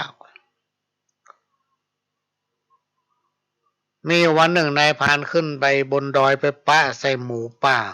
ตายกำลังตายไม่จะย่างได้ดีถ้าเขาจะพาจะเอาเนื้อหมูตัวเนี้ยไปกินไปอย่างที่บ้านเนี่ยเขาจะน้ำที่ไหนมาล้างมันตายอยู่บนดอยตายไม่ตัวถ้าเอาเบาแหล่บาปาดเอาเนื้อเอาหนังมันไปมันก็จะอยู่นี่พวกเน่าอย่าบ่ได้จะฟังก็ฟังบ่ได้บนดอยพุ่นนายพรานก็ลงดอยมาไปน้องท่านผู้ฟังผ่านพระฤาษีนั่งบำเพ็ญตบะอยู่นั่นพระฤาษีสงสัยถามนายพรานจะไปไหนนั่นหันขึ้นไปตะกี้นี่ไปแจ้กะมันได้นี่ไปไหนแถม โอ้เขาจะไปบอกให้น้ำขึ้นดอยเนาะเขาไปป้าหมูป้าตายฮันตายไหมจะฟังก็ไปจ้างฟังถ้าเขาบ่แล่บ่ผ้าบ่ตัดบ่เอาจิ้นเอาเนื้อมันไปบ้านเนี่ยมันก็จะเน่าจะพวกไปเหี่ยวบ่ได้บนดอยเขามีน้ำล่างเดี๋ยวเขาจะไปห้องน้ำขึ้นดอยเนาะโอ้พระฤาษีนึกในใจบ้าตอนนี้มันแน่สักขนาดไหน จะไปบอกให้น้ำขึ้นไปบนดอยพอกำกึดมันรวยได้สักกำเดียวพี่น้องท่านถูกฟังน้ำไหลขึ้นดอย ตัวนายพรานขึ้นไปถึงปลายดอยบ่พระฤาษีเข็ดได้ถึงเข็ดถึงเงืดว่านายพรานคนนี้มันมีดีอย่างห้องน้ำขึ้นดอยได้ถามนายพรานก็บอกว่าเขามีอย่างสักอย่างเขามีกสัจจะเขาถือสัจจะเนาะ ถามตึงวันอะพี่น้องท่านทุกฟังนายพรานก็ผ่านมาตั้งหันตึงวันพระฤาษีก็ถามตึงวันอะจนมีวันหนึ่งนายพรานโมโหพระฤาษีใครเป็นผู้วิเศษกายเนาะนั่งอยู่นี่เนี่ยก็เดี๋ยวเราจะจัดการให้ปล่อยพระฤาษีนั่งพอพระฤาษีเผลออุ้มพระฤาษีจ้งเข้าในก่อไม้ไผ่พี่น้องท่านทุกฟังไฟเผา ก็เลยห้องไม่สีสุกต้องทำเดียวทำกรรมหนึ่งบดีแปลงต้อยฮื้ออีวอกนะบดีเฮียนแม่เท่าหาบโหงบดีป่งเมียหลวงแล้วไปเอาเมียน้อย ข้อนี้สำคัญเนอะพี่น้องท่านทุกฟังเปิ้นบอกว่าบดีป่งเมียหลวงแล้วไปเมา หรือว่าไปเอาเมียน้อยกับเมียหลวงมันอยู่ด้วยกันมาโอ้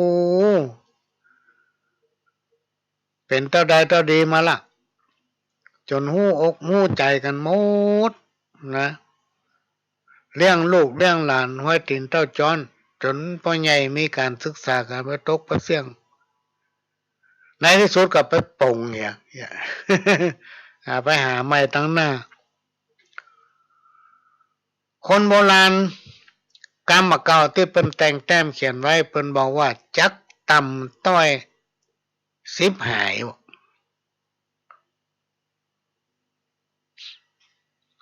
จักต่ำต้อยและ10 หายหลายกว่าสิ่งอื่นคือไวกว่าสิ่งอื่นพี่น้องท่านผู้ฟัง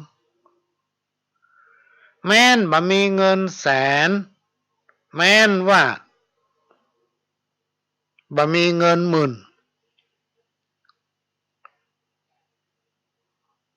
ก็จักว่าเหลืออันหยังเน้อไหนลานเฮ้ยหรอก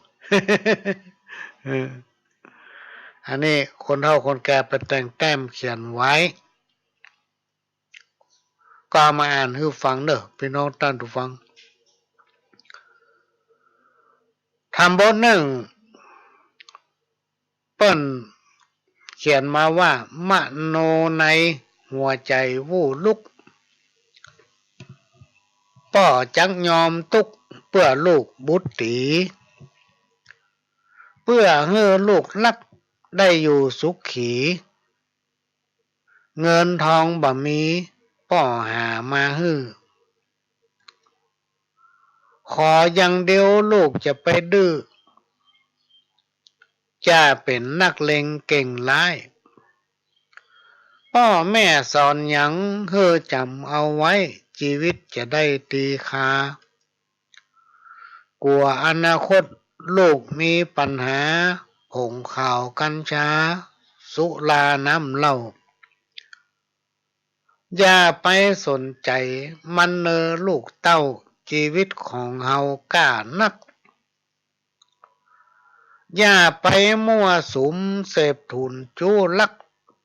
มันจักฮ้อนไม่ทีหลุนเมื่อมีเงินทองนักมักมีแต่เปื้อนฝูงตุกไล่ปลายลุนไผบ่พอหน้าไผบ่พอหน้าตำนี้ติเตียนเข้าดินฝุ่นหญ้าเหยียดหยามนินทาว่าซ้ำตึงบ่มีไผจักมาช่วยกำเขาหนีหน้าไปเลยฟังกำป่อเตอคนดีป่อเอ๋ยกันไข่สะเบยฟังเนอลูกเต้าทรัพย์อยู่ในดินสินอยู่ในหญ้าป่าอยู่ในนาแม่น้ำถ้าเฮาขยันบักเกียดบักค้านตึงบัดตายกั้นเนอในจิตใจมานะดิ้นรนคงควายอดสาทำไปเตื้อเล็กเตื้อน้อยความไร้เดียงสาพญาก่อนน้อยประสบการณ์มีบ่อนนักยกตุกโขโลกาพิวัตรหลอกแมงเม่าเข้าจมไฟสิ่งยั่วยุมีมากเหลือหลายอย่าหลงงมงายเนินนายลูกเต้าเต้านี้ก่อนและนายเฮย เรามาฟังบทหนึ่งพี่น้องท่านผู้ฟังอันนี้เตือนใจผู้สูงอายุเตือนใจผู้สูงวัยคนเฒ่าแก่แล้วไปยะหยังแถมผมขาวพอแซมผมดำพอเสี่ยงทำใจดีๆอย่ามีหม่นเมี่ยงยิ้มหัวเราะไปอย่าจดทำใจชื่นบานการงานต้องงดทำแต่น้อยพอแหงลูกมาเมื่อเจ้านึ่งข้าวหุงแกงถ้าบ่มีแหงปล่อยให้ลูกเต้าเฮาต้องรักษาหน้าตารูปเบ้าทุกวันไปเมื่อเจ้าแต่งหน้าหวีผม แต่หัวถึงเท้าแปรงฟันก่อนเข้าเตาไฟแปรงฟันตอนเจ้าเชื้อโรคอาศัยอู้กับไผมีกลิ่นปากเจ้าหลังกินข้าวทุกมื้อควรแปรงฟันโดยอย่าละต้านที่มีฟันปลอมจวนกินสปะควักออกมาล้างได้เป็นขาวจะยิ้มก็ดีเสน่ห์ฟันขาวเขี้ยวจะยืนยาวบ่เจ็บปวดได้ออกกำลังกายไปมาเหนือใต้ลุกย่างยืนเตียวยืดเนื้อบิดตัวอย่ามัวฟักเฟื้อออกเหงื่อยืดเส้นดันเอวอาหารทุกมื้อ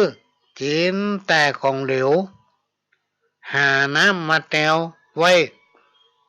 ตีปังข้างเหล้ายาป่าดิบบัดห้ามาอ้างลาบซ่าเบาบางพ่องเตอะ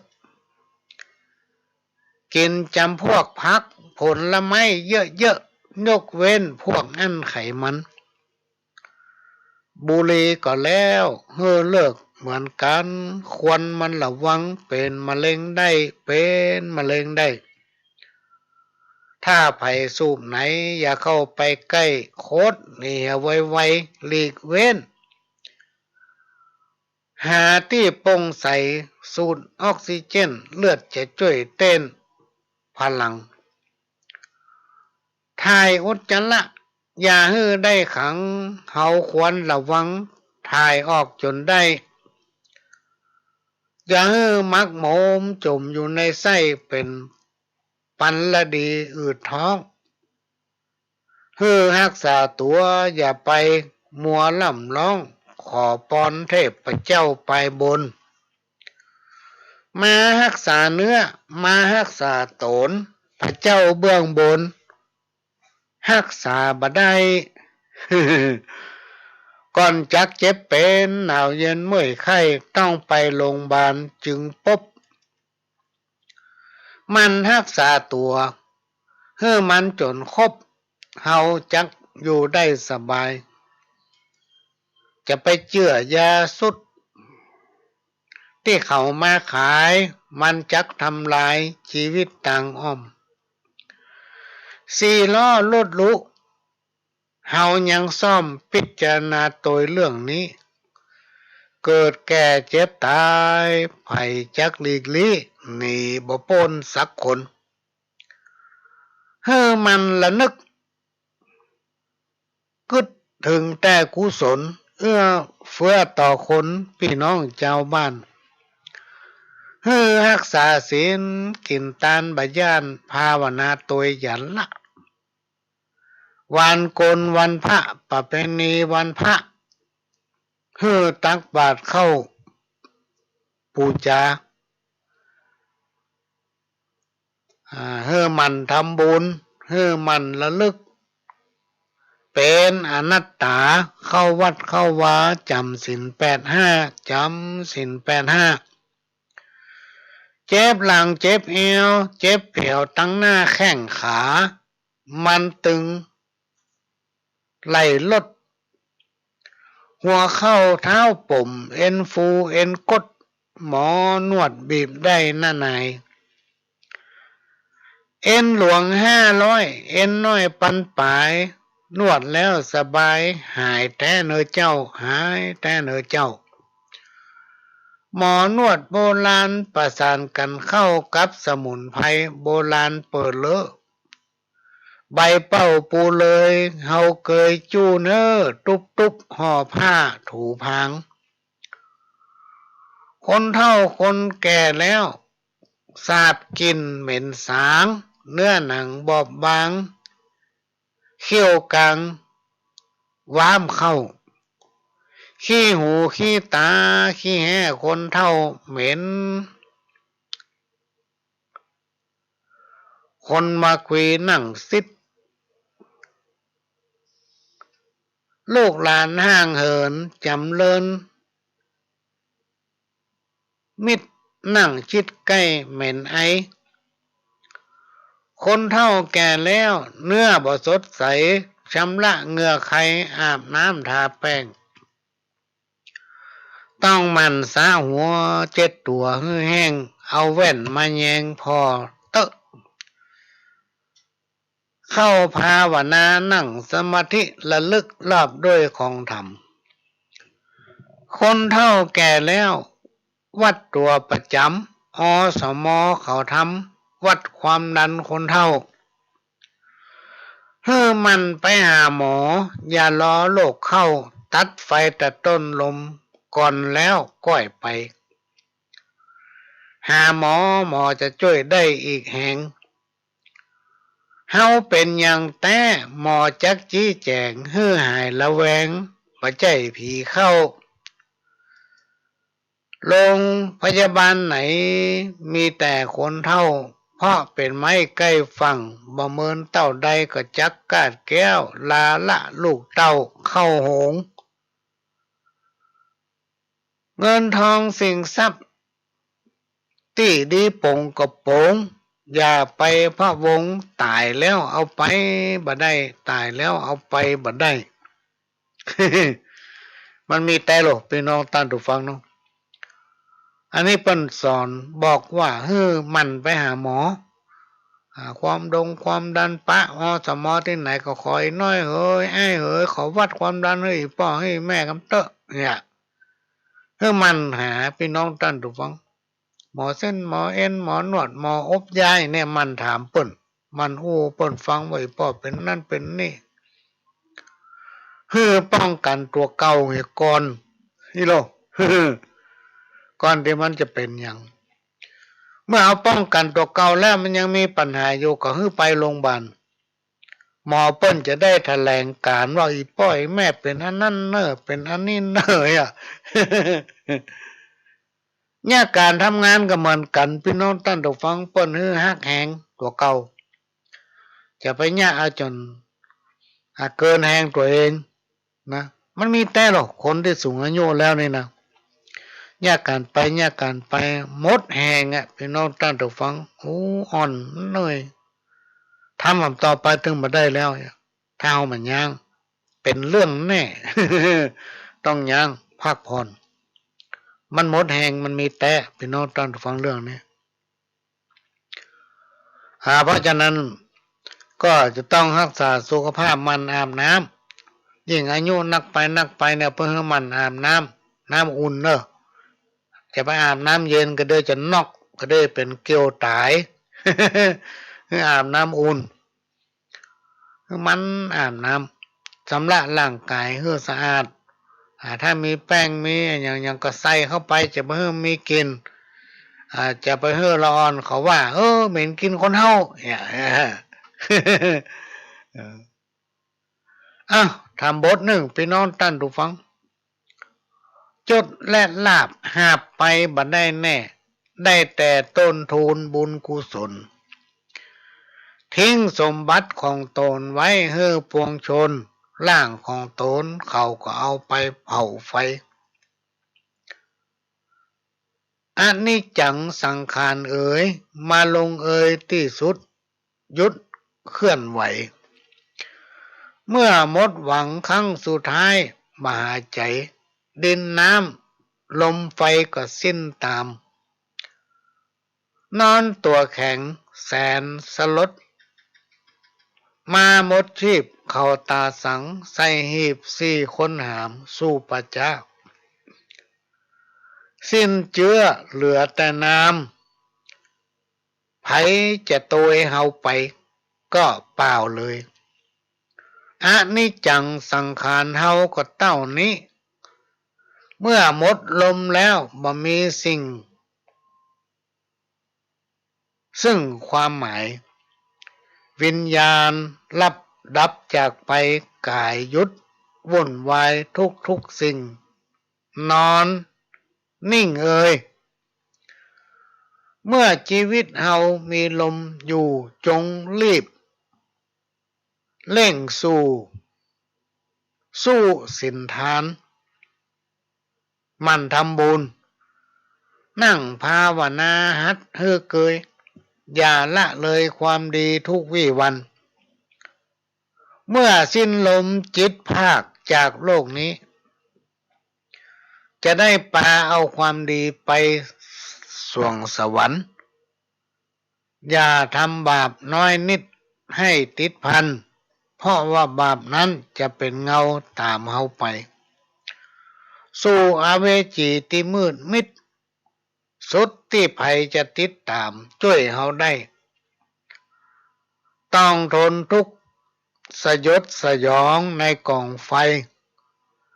ตามแต่กรรมของผู้ใดที่ได้ทำให้มันสวดมนต์ภาวนารักษาศีลสอนให้ลูกหลานจนเคยชินทุกเจ้าค่ำให้หู้จักเคารพนพธรรมอย่าลืมคำที่พระสอนวอนให้ดีเฮาเกิดมาเพื่อตายบ่ใช่อยู่ทุกคนต้องสู้ความเป็นผีเฮาเกิดมาเป็นคนได้ทั้งที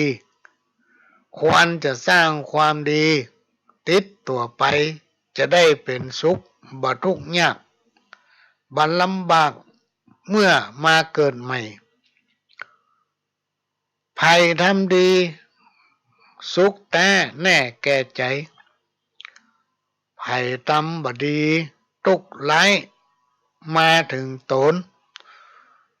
บุญกุศลเร่งบำเพ็ญศีลทานภาวนาฮื้อแสวงหาบุญกุศลทรัพย์ภายนอกเป็นของหลอกลวงตนทรัพย์ภายในปฏิบัติตนได้จักพ้นทุกข์พี่น้อง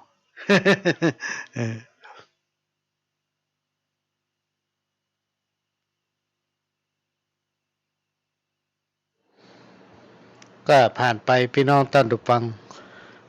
เป็นเทปเก่าที่เอามาเปิดให้ฟังขณะนี้พี่น้องท่านผู้ฟังก็กำลังรับฟังรายการสาระสปะร้อยอันปันเรื่อง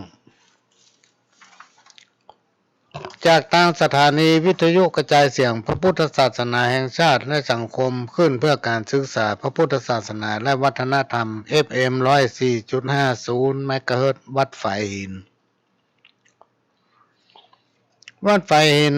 ตำบลสุเทพอำเภอเมืองจังหวัดเชียงใหม่หลังมช.พี่น้องท่านผู้ฟังเป็นสถานี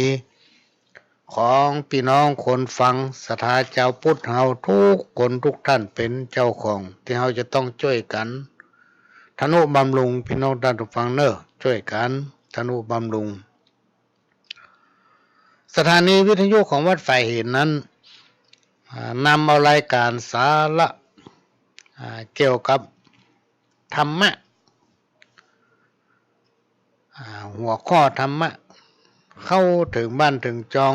ให้พี่น้องท่านผู้ฟังป้าน้อยป้าหนานป้าอุ้ยแม่อุ้ยคนเฒ่าคนแก่ครูบาอาจารย์เจ้า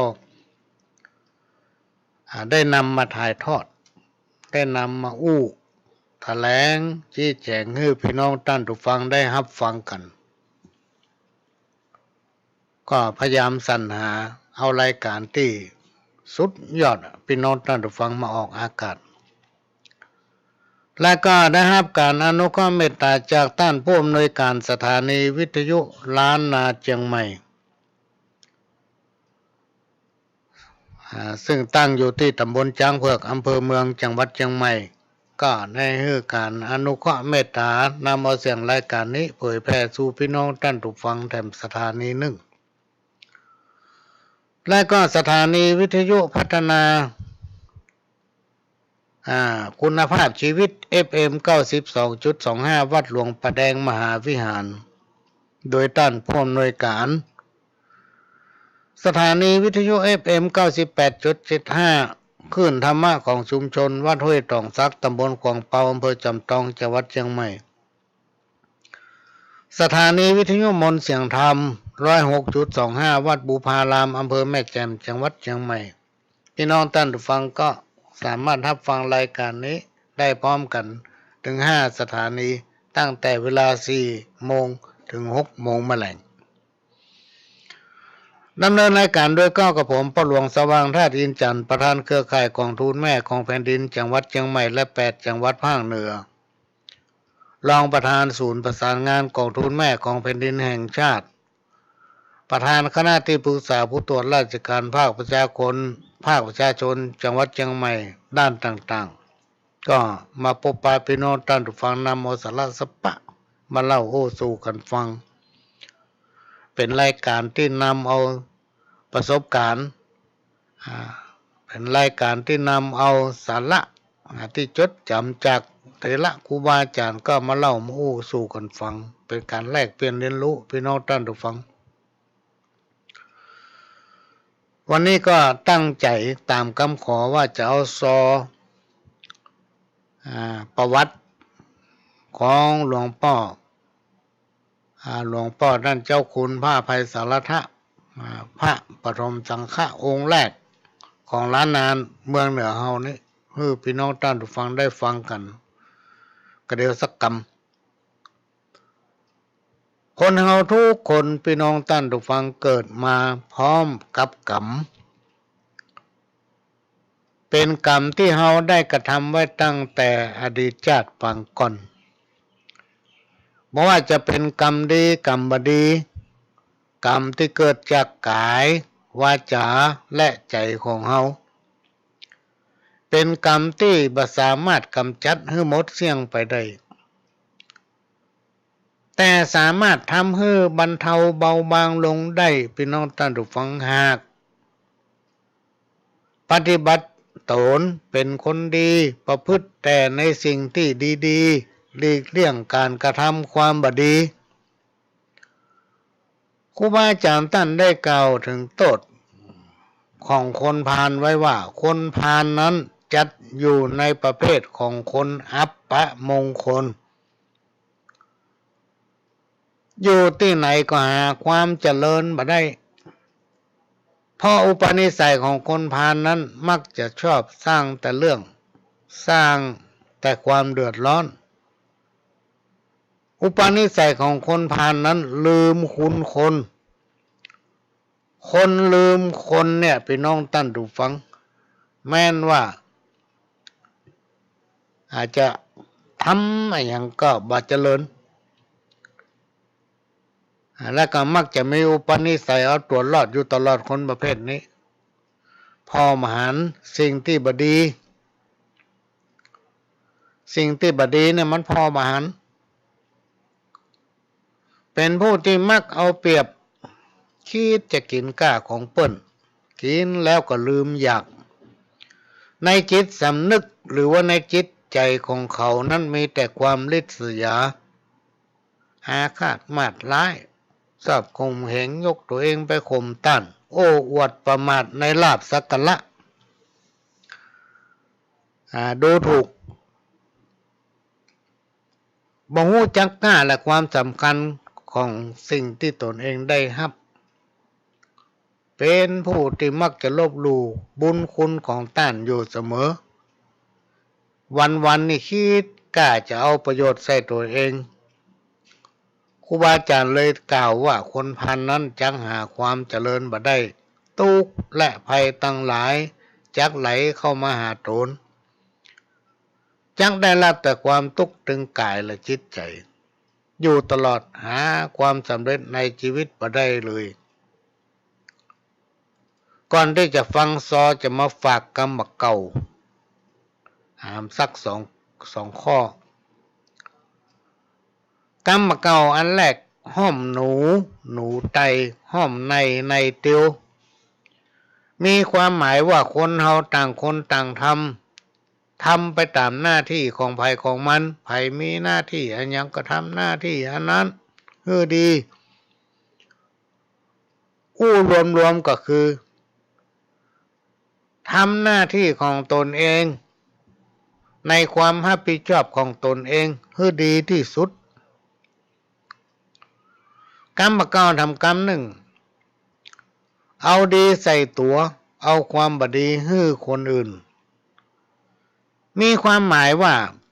อู้แปลงดีใส่ตัวเก่าอันใดที่มันบดีนี่โยนให้เปิ้นคนอื่นยิ่งเป็นผู้นำนี่บ่ควรทำสิ่งที่กล่าวมานี้คนเฒ่าคนแก่โบราณอาจารย์ท่านกล่าวไว้ว่ามันถึงบดีแท้ๆบาปบุญคุณและโทษเป็นเงาติดตามตัวอยู่ตลอดมันถึงมันหนีไก่พี่น้องท่านผู้ฟังก็ให้ระวังไว้เถอะ ก็จะสนองคำขอของพี่น้องท่านผู้ฟังว่าขอฟังประวัติของพระเถระครูบาโสภาหรือพระอภัยสารทะองค์สังฆปาโมกข์ปฐมสังฆราชาแห่งล้านนาวัดฝ่ายหินอำเภอเมืองจังหวัดเชียงใหม่ก็จะมาเปิดให้ฟังก็จะใช้เวลาประมาณสัก15 นาทีพี่น้องท่านผู้ฟังก็เชิญรับฟัง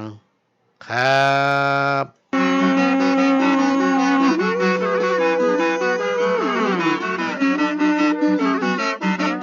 น้อมลำลึกบุญญาบารมีคุณงามความดีพระมหาเถระพระเดชพระคุณพระอภัยสารทะคนคารวะอยู่ตลอดกาล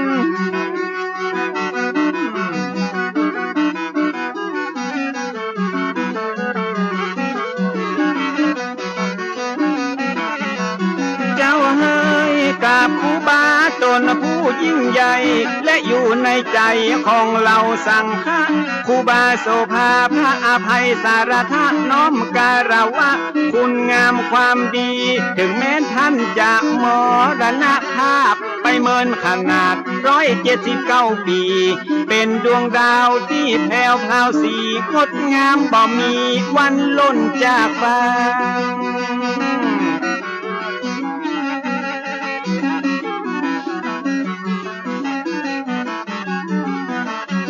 ร่างกายผุพังผลงานยังอยู่กำสอนเป็นครูกำผู้เป็นอาจารย์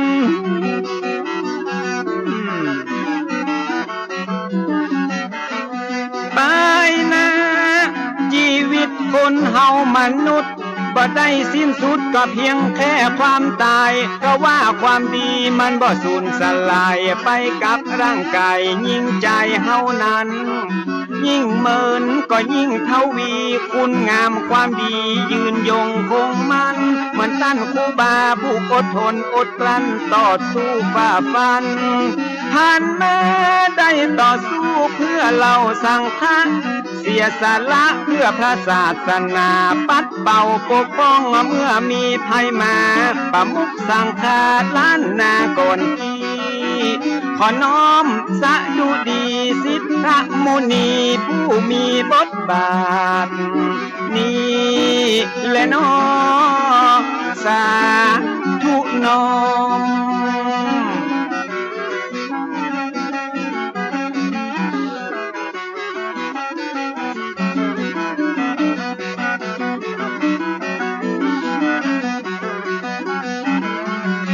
นายมนได้จะลึกเป็นประวัติศาสตร์ผู้คนไว้กราบอย่างภาคภูมิใจการต่อสู้เพื่อคนหลวงหลายสมควรที่ได้ยกย่องอวดอ้างเหมือนเป็นผู้แบ่งตังให้คนรุ่นหลังก้าวย่างเตียวต่อนี่แหละน้อไว้ที่เลิศล้ำวันนี้จะมาปลายแม่บัวซอนไปผู้ประวัติของหลวงพ่อครูบาตนเก่าตนแก่ของเมืองเชียงใหม่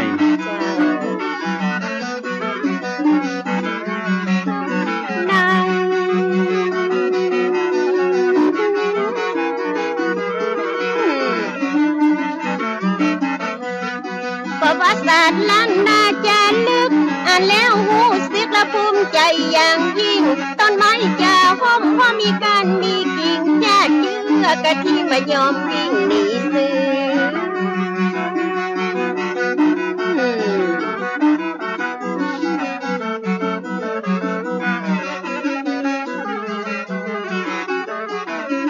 าเอ่ยการทำดีและพวกคนส่วนมากละมันยากแสนยากเหลืออย่างทุกสิ่งวันว่าต้นไม้ละมันมีหลายกิ่งมนุษย์ใจหญิงมีหลายชาติพันธุ์ต่างพ่อต่างแม่ทุกสารทิศฉะนั้นความคิดมันตึงต่างกันนะปุถุชนธรรมดาสามัญปัจจัยพระอรหันต์มันตึงเป็นแบบนี้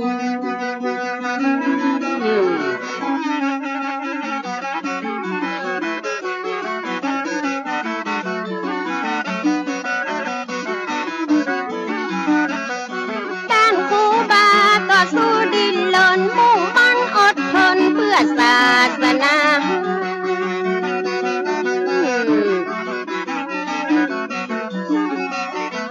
อย่างมาอีนานาจิตตังละนานาทัศนะห้องกายกับพระใจบัลละตันหา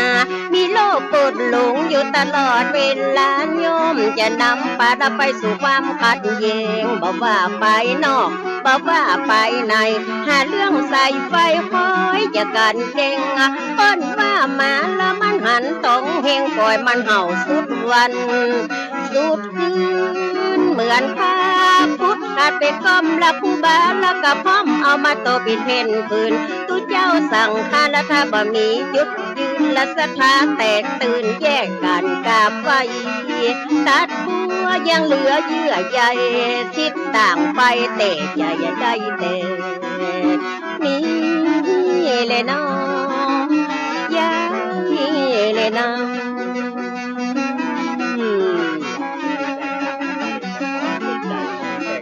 เจ้า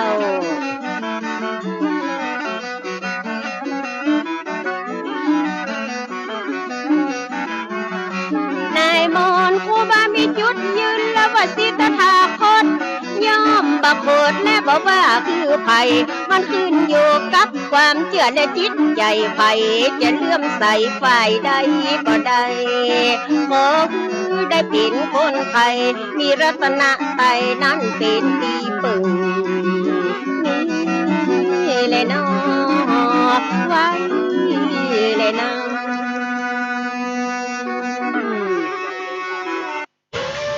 ตอนนี้ Fuji Xerox ได้เปลี่ยนชื่อเป็น Fuji Film Business Innovation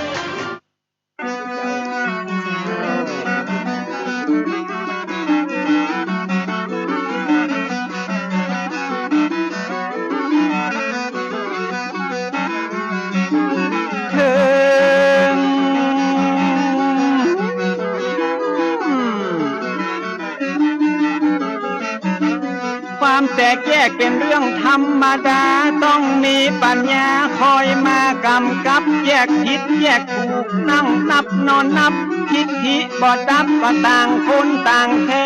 ง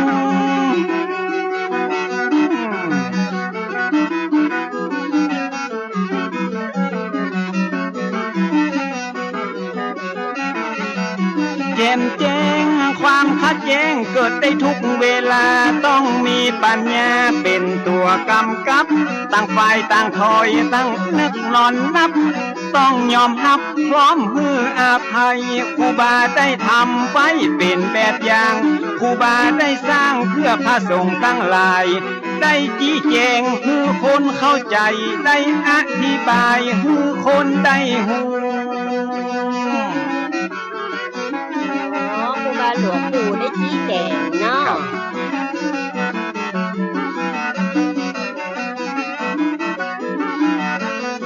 แล้วจะจวนปะนมมือสร้าง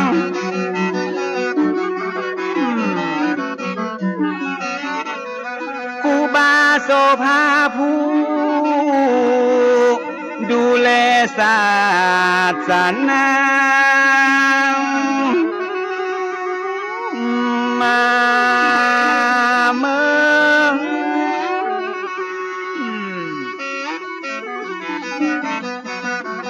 สิบนิ้วจะก่อนยกมือย่อก่อนที่จะสอบขอนมัสการขออนุญาตจากดวงวิญญาณก่อนจะเอาผลงานรับ ประวัติมาโอมาเผยแผ่แก่สาธารณชนซึ่งมีอยู่หลายคนที่ยังบ่ฮู้หลายคนอยู่ที่บ่ฮู้เนาะคนที่ฮู้แล้วก็ฟังเพิ่มยังมีหลายคนนะที่ยังบอกฮู้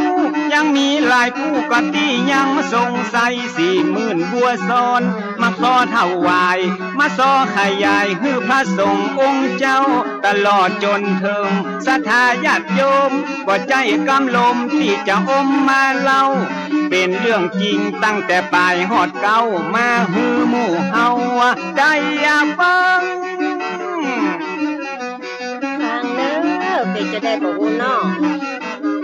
อย่างน้อยก็ได้ปลุกจิตสำนึกคือได้ละลึกนึกถึงความหลังบ่ฮือไผเลือกฮักยังคนเรื่องเก่าหลังคือคนตอบโต้เพื่อเอาไว้เป็นกรณีศึกษาถึงจะผ่านมาตั้งแต่ปีมาโวเมื่อขนาดเนาะ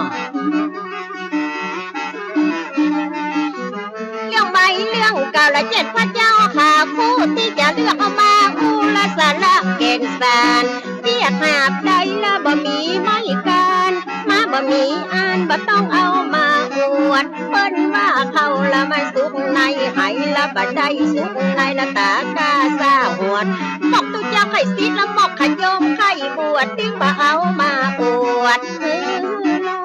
อันนั้นบ่มีสาระเนาะแม่เนาะเจ้าแต่นี่มันเป็นเรื่องดีมีสาระเรื่องของตุ๊พระและเปิ้นบรรละเหล่าโกประวัติของเปิ้นแล้วก็มีพี่น้องเอาเล่เอามาสอนละคือพี่น้องยาวบ้านปฐมสังฆนายกะโสภาประวัติมีมาแต่เดิมอ่อนก่อนนั้น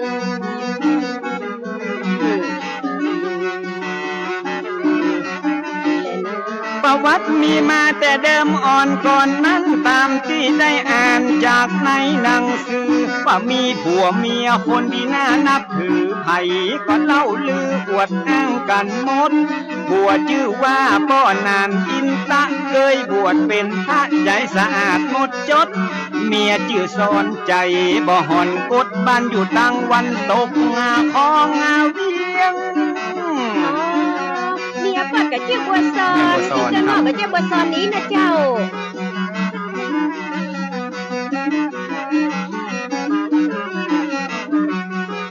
สมัยนั้นยังเป็นดงป่าไม้สักต้นใหญ่ก็ต้นยางต้นเหียงอยู่แดงแพงแงะและต้นตะเคียงเก็ดเป่าสูงเปียงเอียงอิงต้นห้าขมอกตาเจ้าเงานิ้วกิ่วกลมปลายปักเจยลมสูงกึ่งกลางฟ้า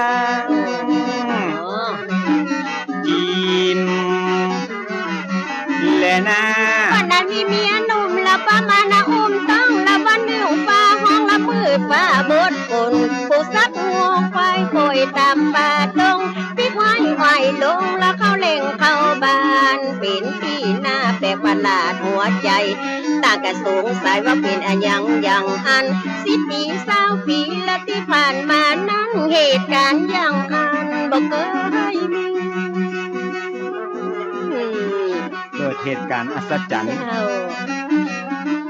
แม่ก็เจ็บต้องและจะเกิดลูกลักที่ได้ฟุ้งฟักละนานนับเกือบปีตัดพันอังการละเดือนเป็ดพอดีละขึ้นเดือนน้ำปี4มาลงอเมนมันพศ2374นั้นนาแม่ซ่อนเกิดลูกมาพร้อมเหตุการณ์นั้น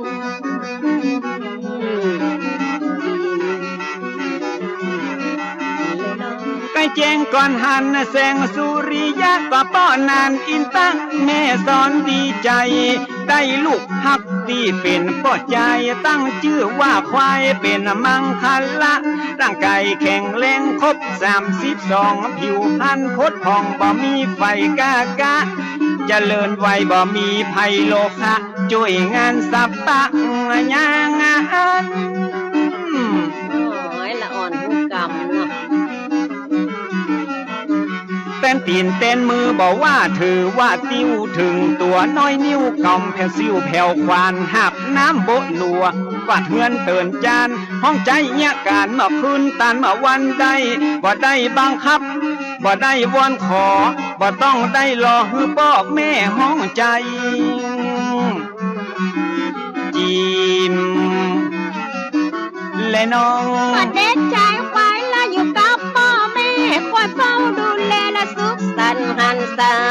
มีวันหนึ่งละท่านเจ้าอุบาได้เมตตานำมาบินทับบาทละมาหันใส่ตัวละอันเด็กชายควายแกก้าวว่องไวและมีแววฉลาดผู้บามันวิชาจะขออาโดยญาติกับพ่อนานกินตันที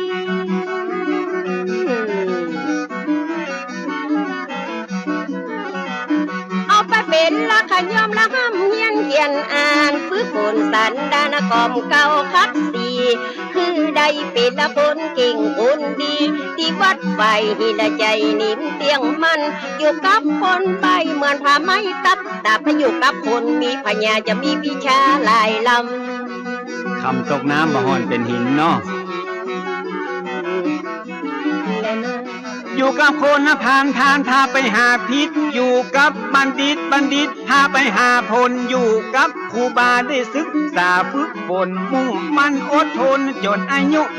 15เขียนตัวเมืองอ่านแถวตัวไทยอ่านออกเขียนได้ชะฉานเก่งกล้าครูบาพอหันอนาคตวันหน้าเลยบรรพชาเป็นสามเณร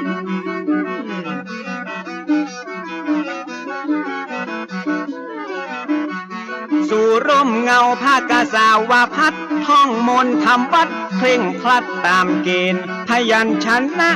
สละวักเวนแม่นตัดชัดเจนเป็นที่อวดอ้างอักขระวิธีบาลีนักธรรมเก่งแค้มชำนาญบ่ผิดพลาดพลังเก่งขนาดเนาะจิมมาบ้านละพ่อชาละเป็นศิษย์ทางคดเฮียนหูจนบดจบของหลากหลายภาษาบาลีวิธีมนต์ละกระจายธรรมวินัยกันและพระไตรปิฎกสามารถรอบรู้อักษรศาสตร์ภาษาทศศาสตร์นานาก็บักขาดบัตุกท่านได้ศึกษาเป็นมหามรดกตกทอดสืบคืนนะเมื่อมา179 ปีมาถึงบัดเดียวเนาะยังบ่สูญหายแต่เมื่ออายุ22 ปีครบกำหนดก็ได้อุปสมบทตามความเมตตาของอาจารย์ท่านเจ้าครูบายิ่งเพิ่มศรัทธานักหนาปาปานพระมหาเถระสวามีนั่นนาเป็นพระอุปชาติวัดป่าเด็งแห่งนั้น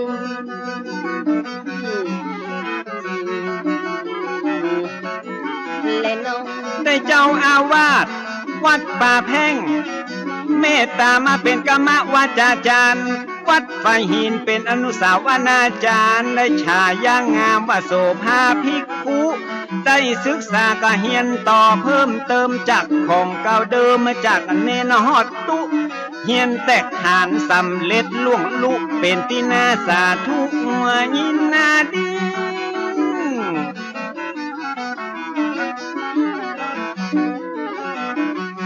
ได้ห้ำเฮียนต่อไปนั่นเล่าเป็นตูเจ้าได้ประมาณ1 ปีครูบามาลวิชัยก็ได้สิ้นชีวีได้รับหน้าที่แต่นครูบาเจ้าเป็นผู้ก็ฟังกำลังม่วนพี่น้องท่านผู้ฟังกระเดียววันอาทิตย์จะมาเปิดให้ฟังดำช่วงหนึ่งเวลาหมดเวลาพ่อหลวงสว่างธาตุอินทร์จันทร์ก็จะขอนำรายการนี้จากพี่น้องท่านผู้ฟังไปก่อนก้อยปะกันใหม่ในวันอาทิตย์แล้วก็วันเสาร์หน้าขอให้ทุกคนทุกท่านโชคดีมากันคู่คนกินเขาได้นอนหลับขอสวัสดีครับ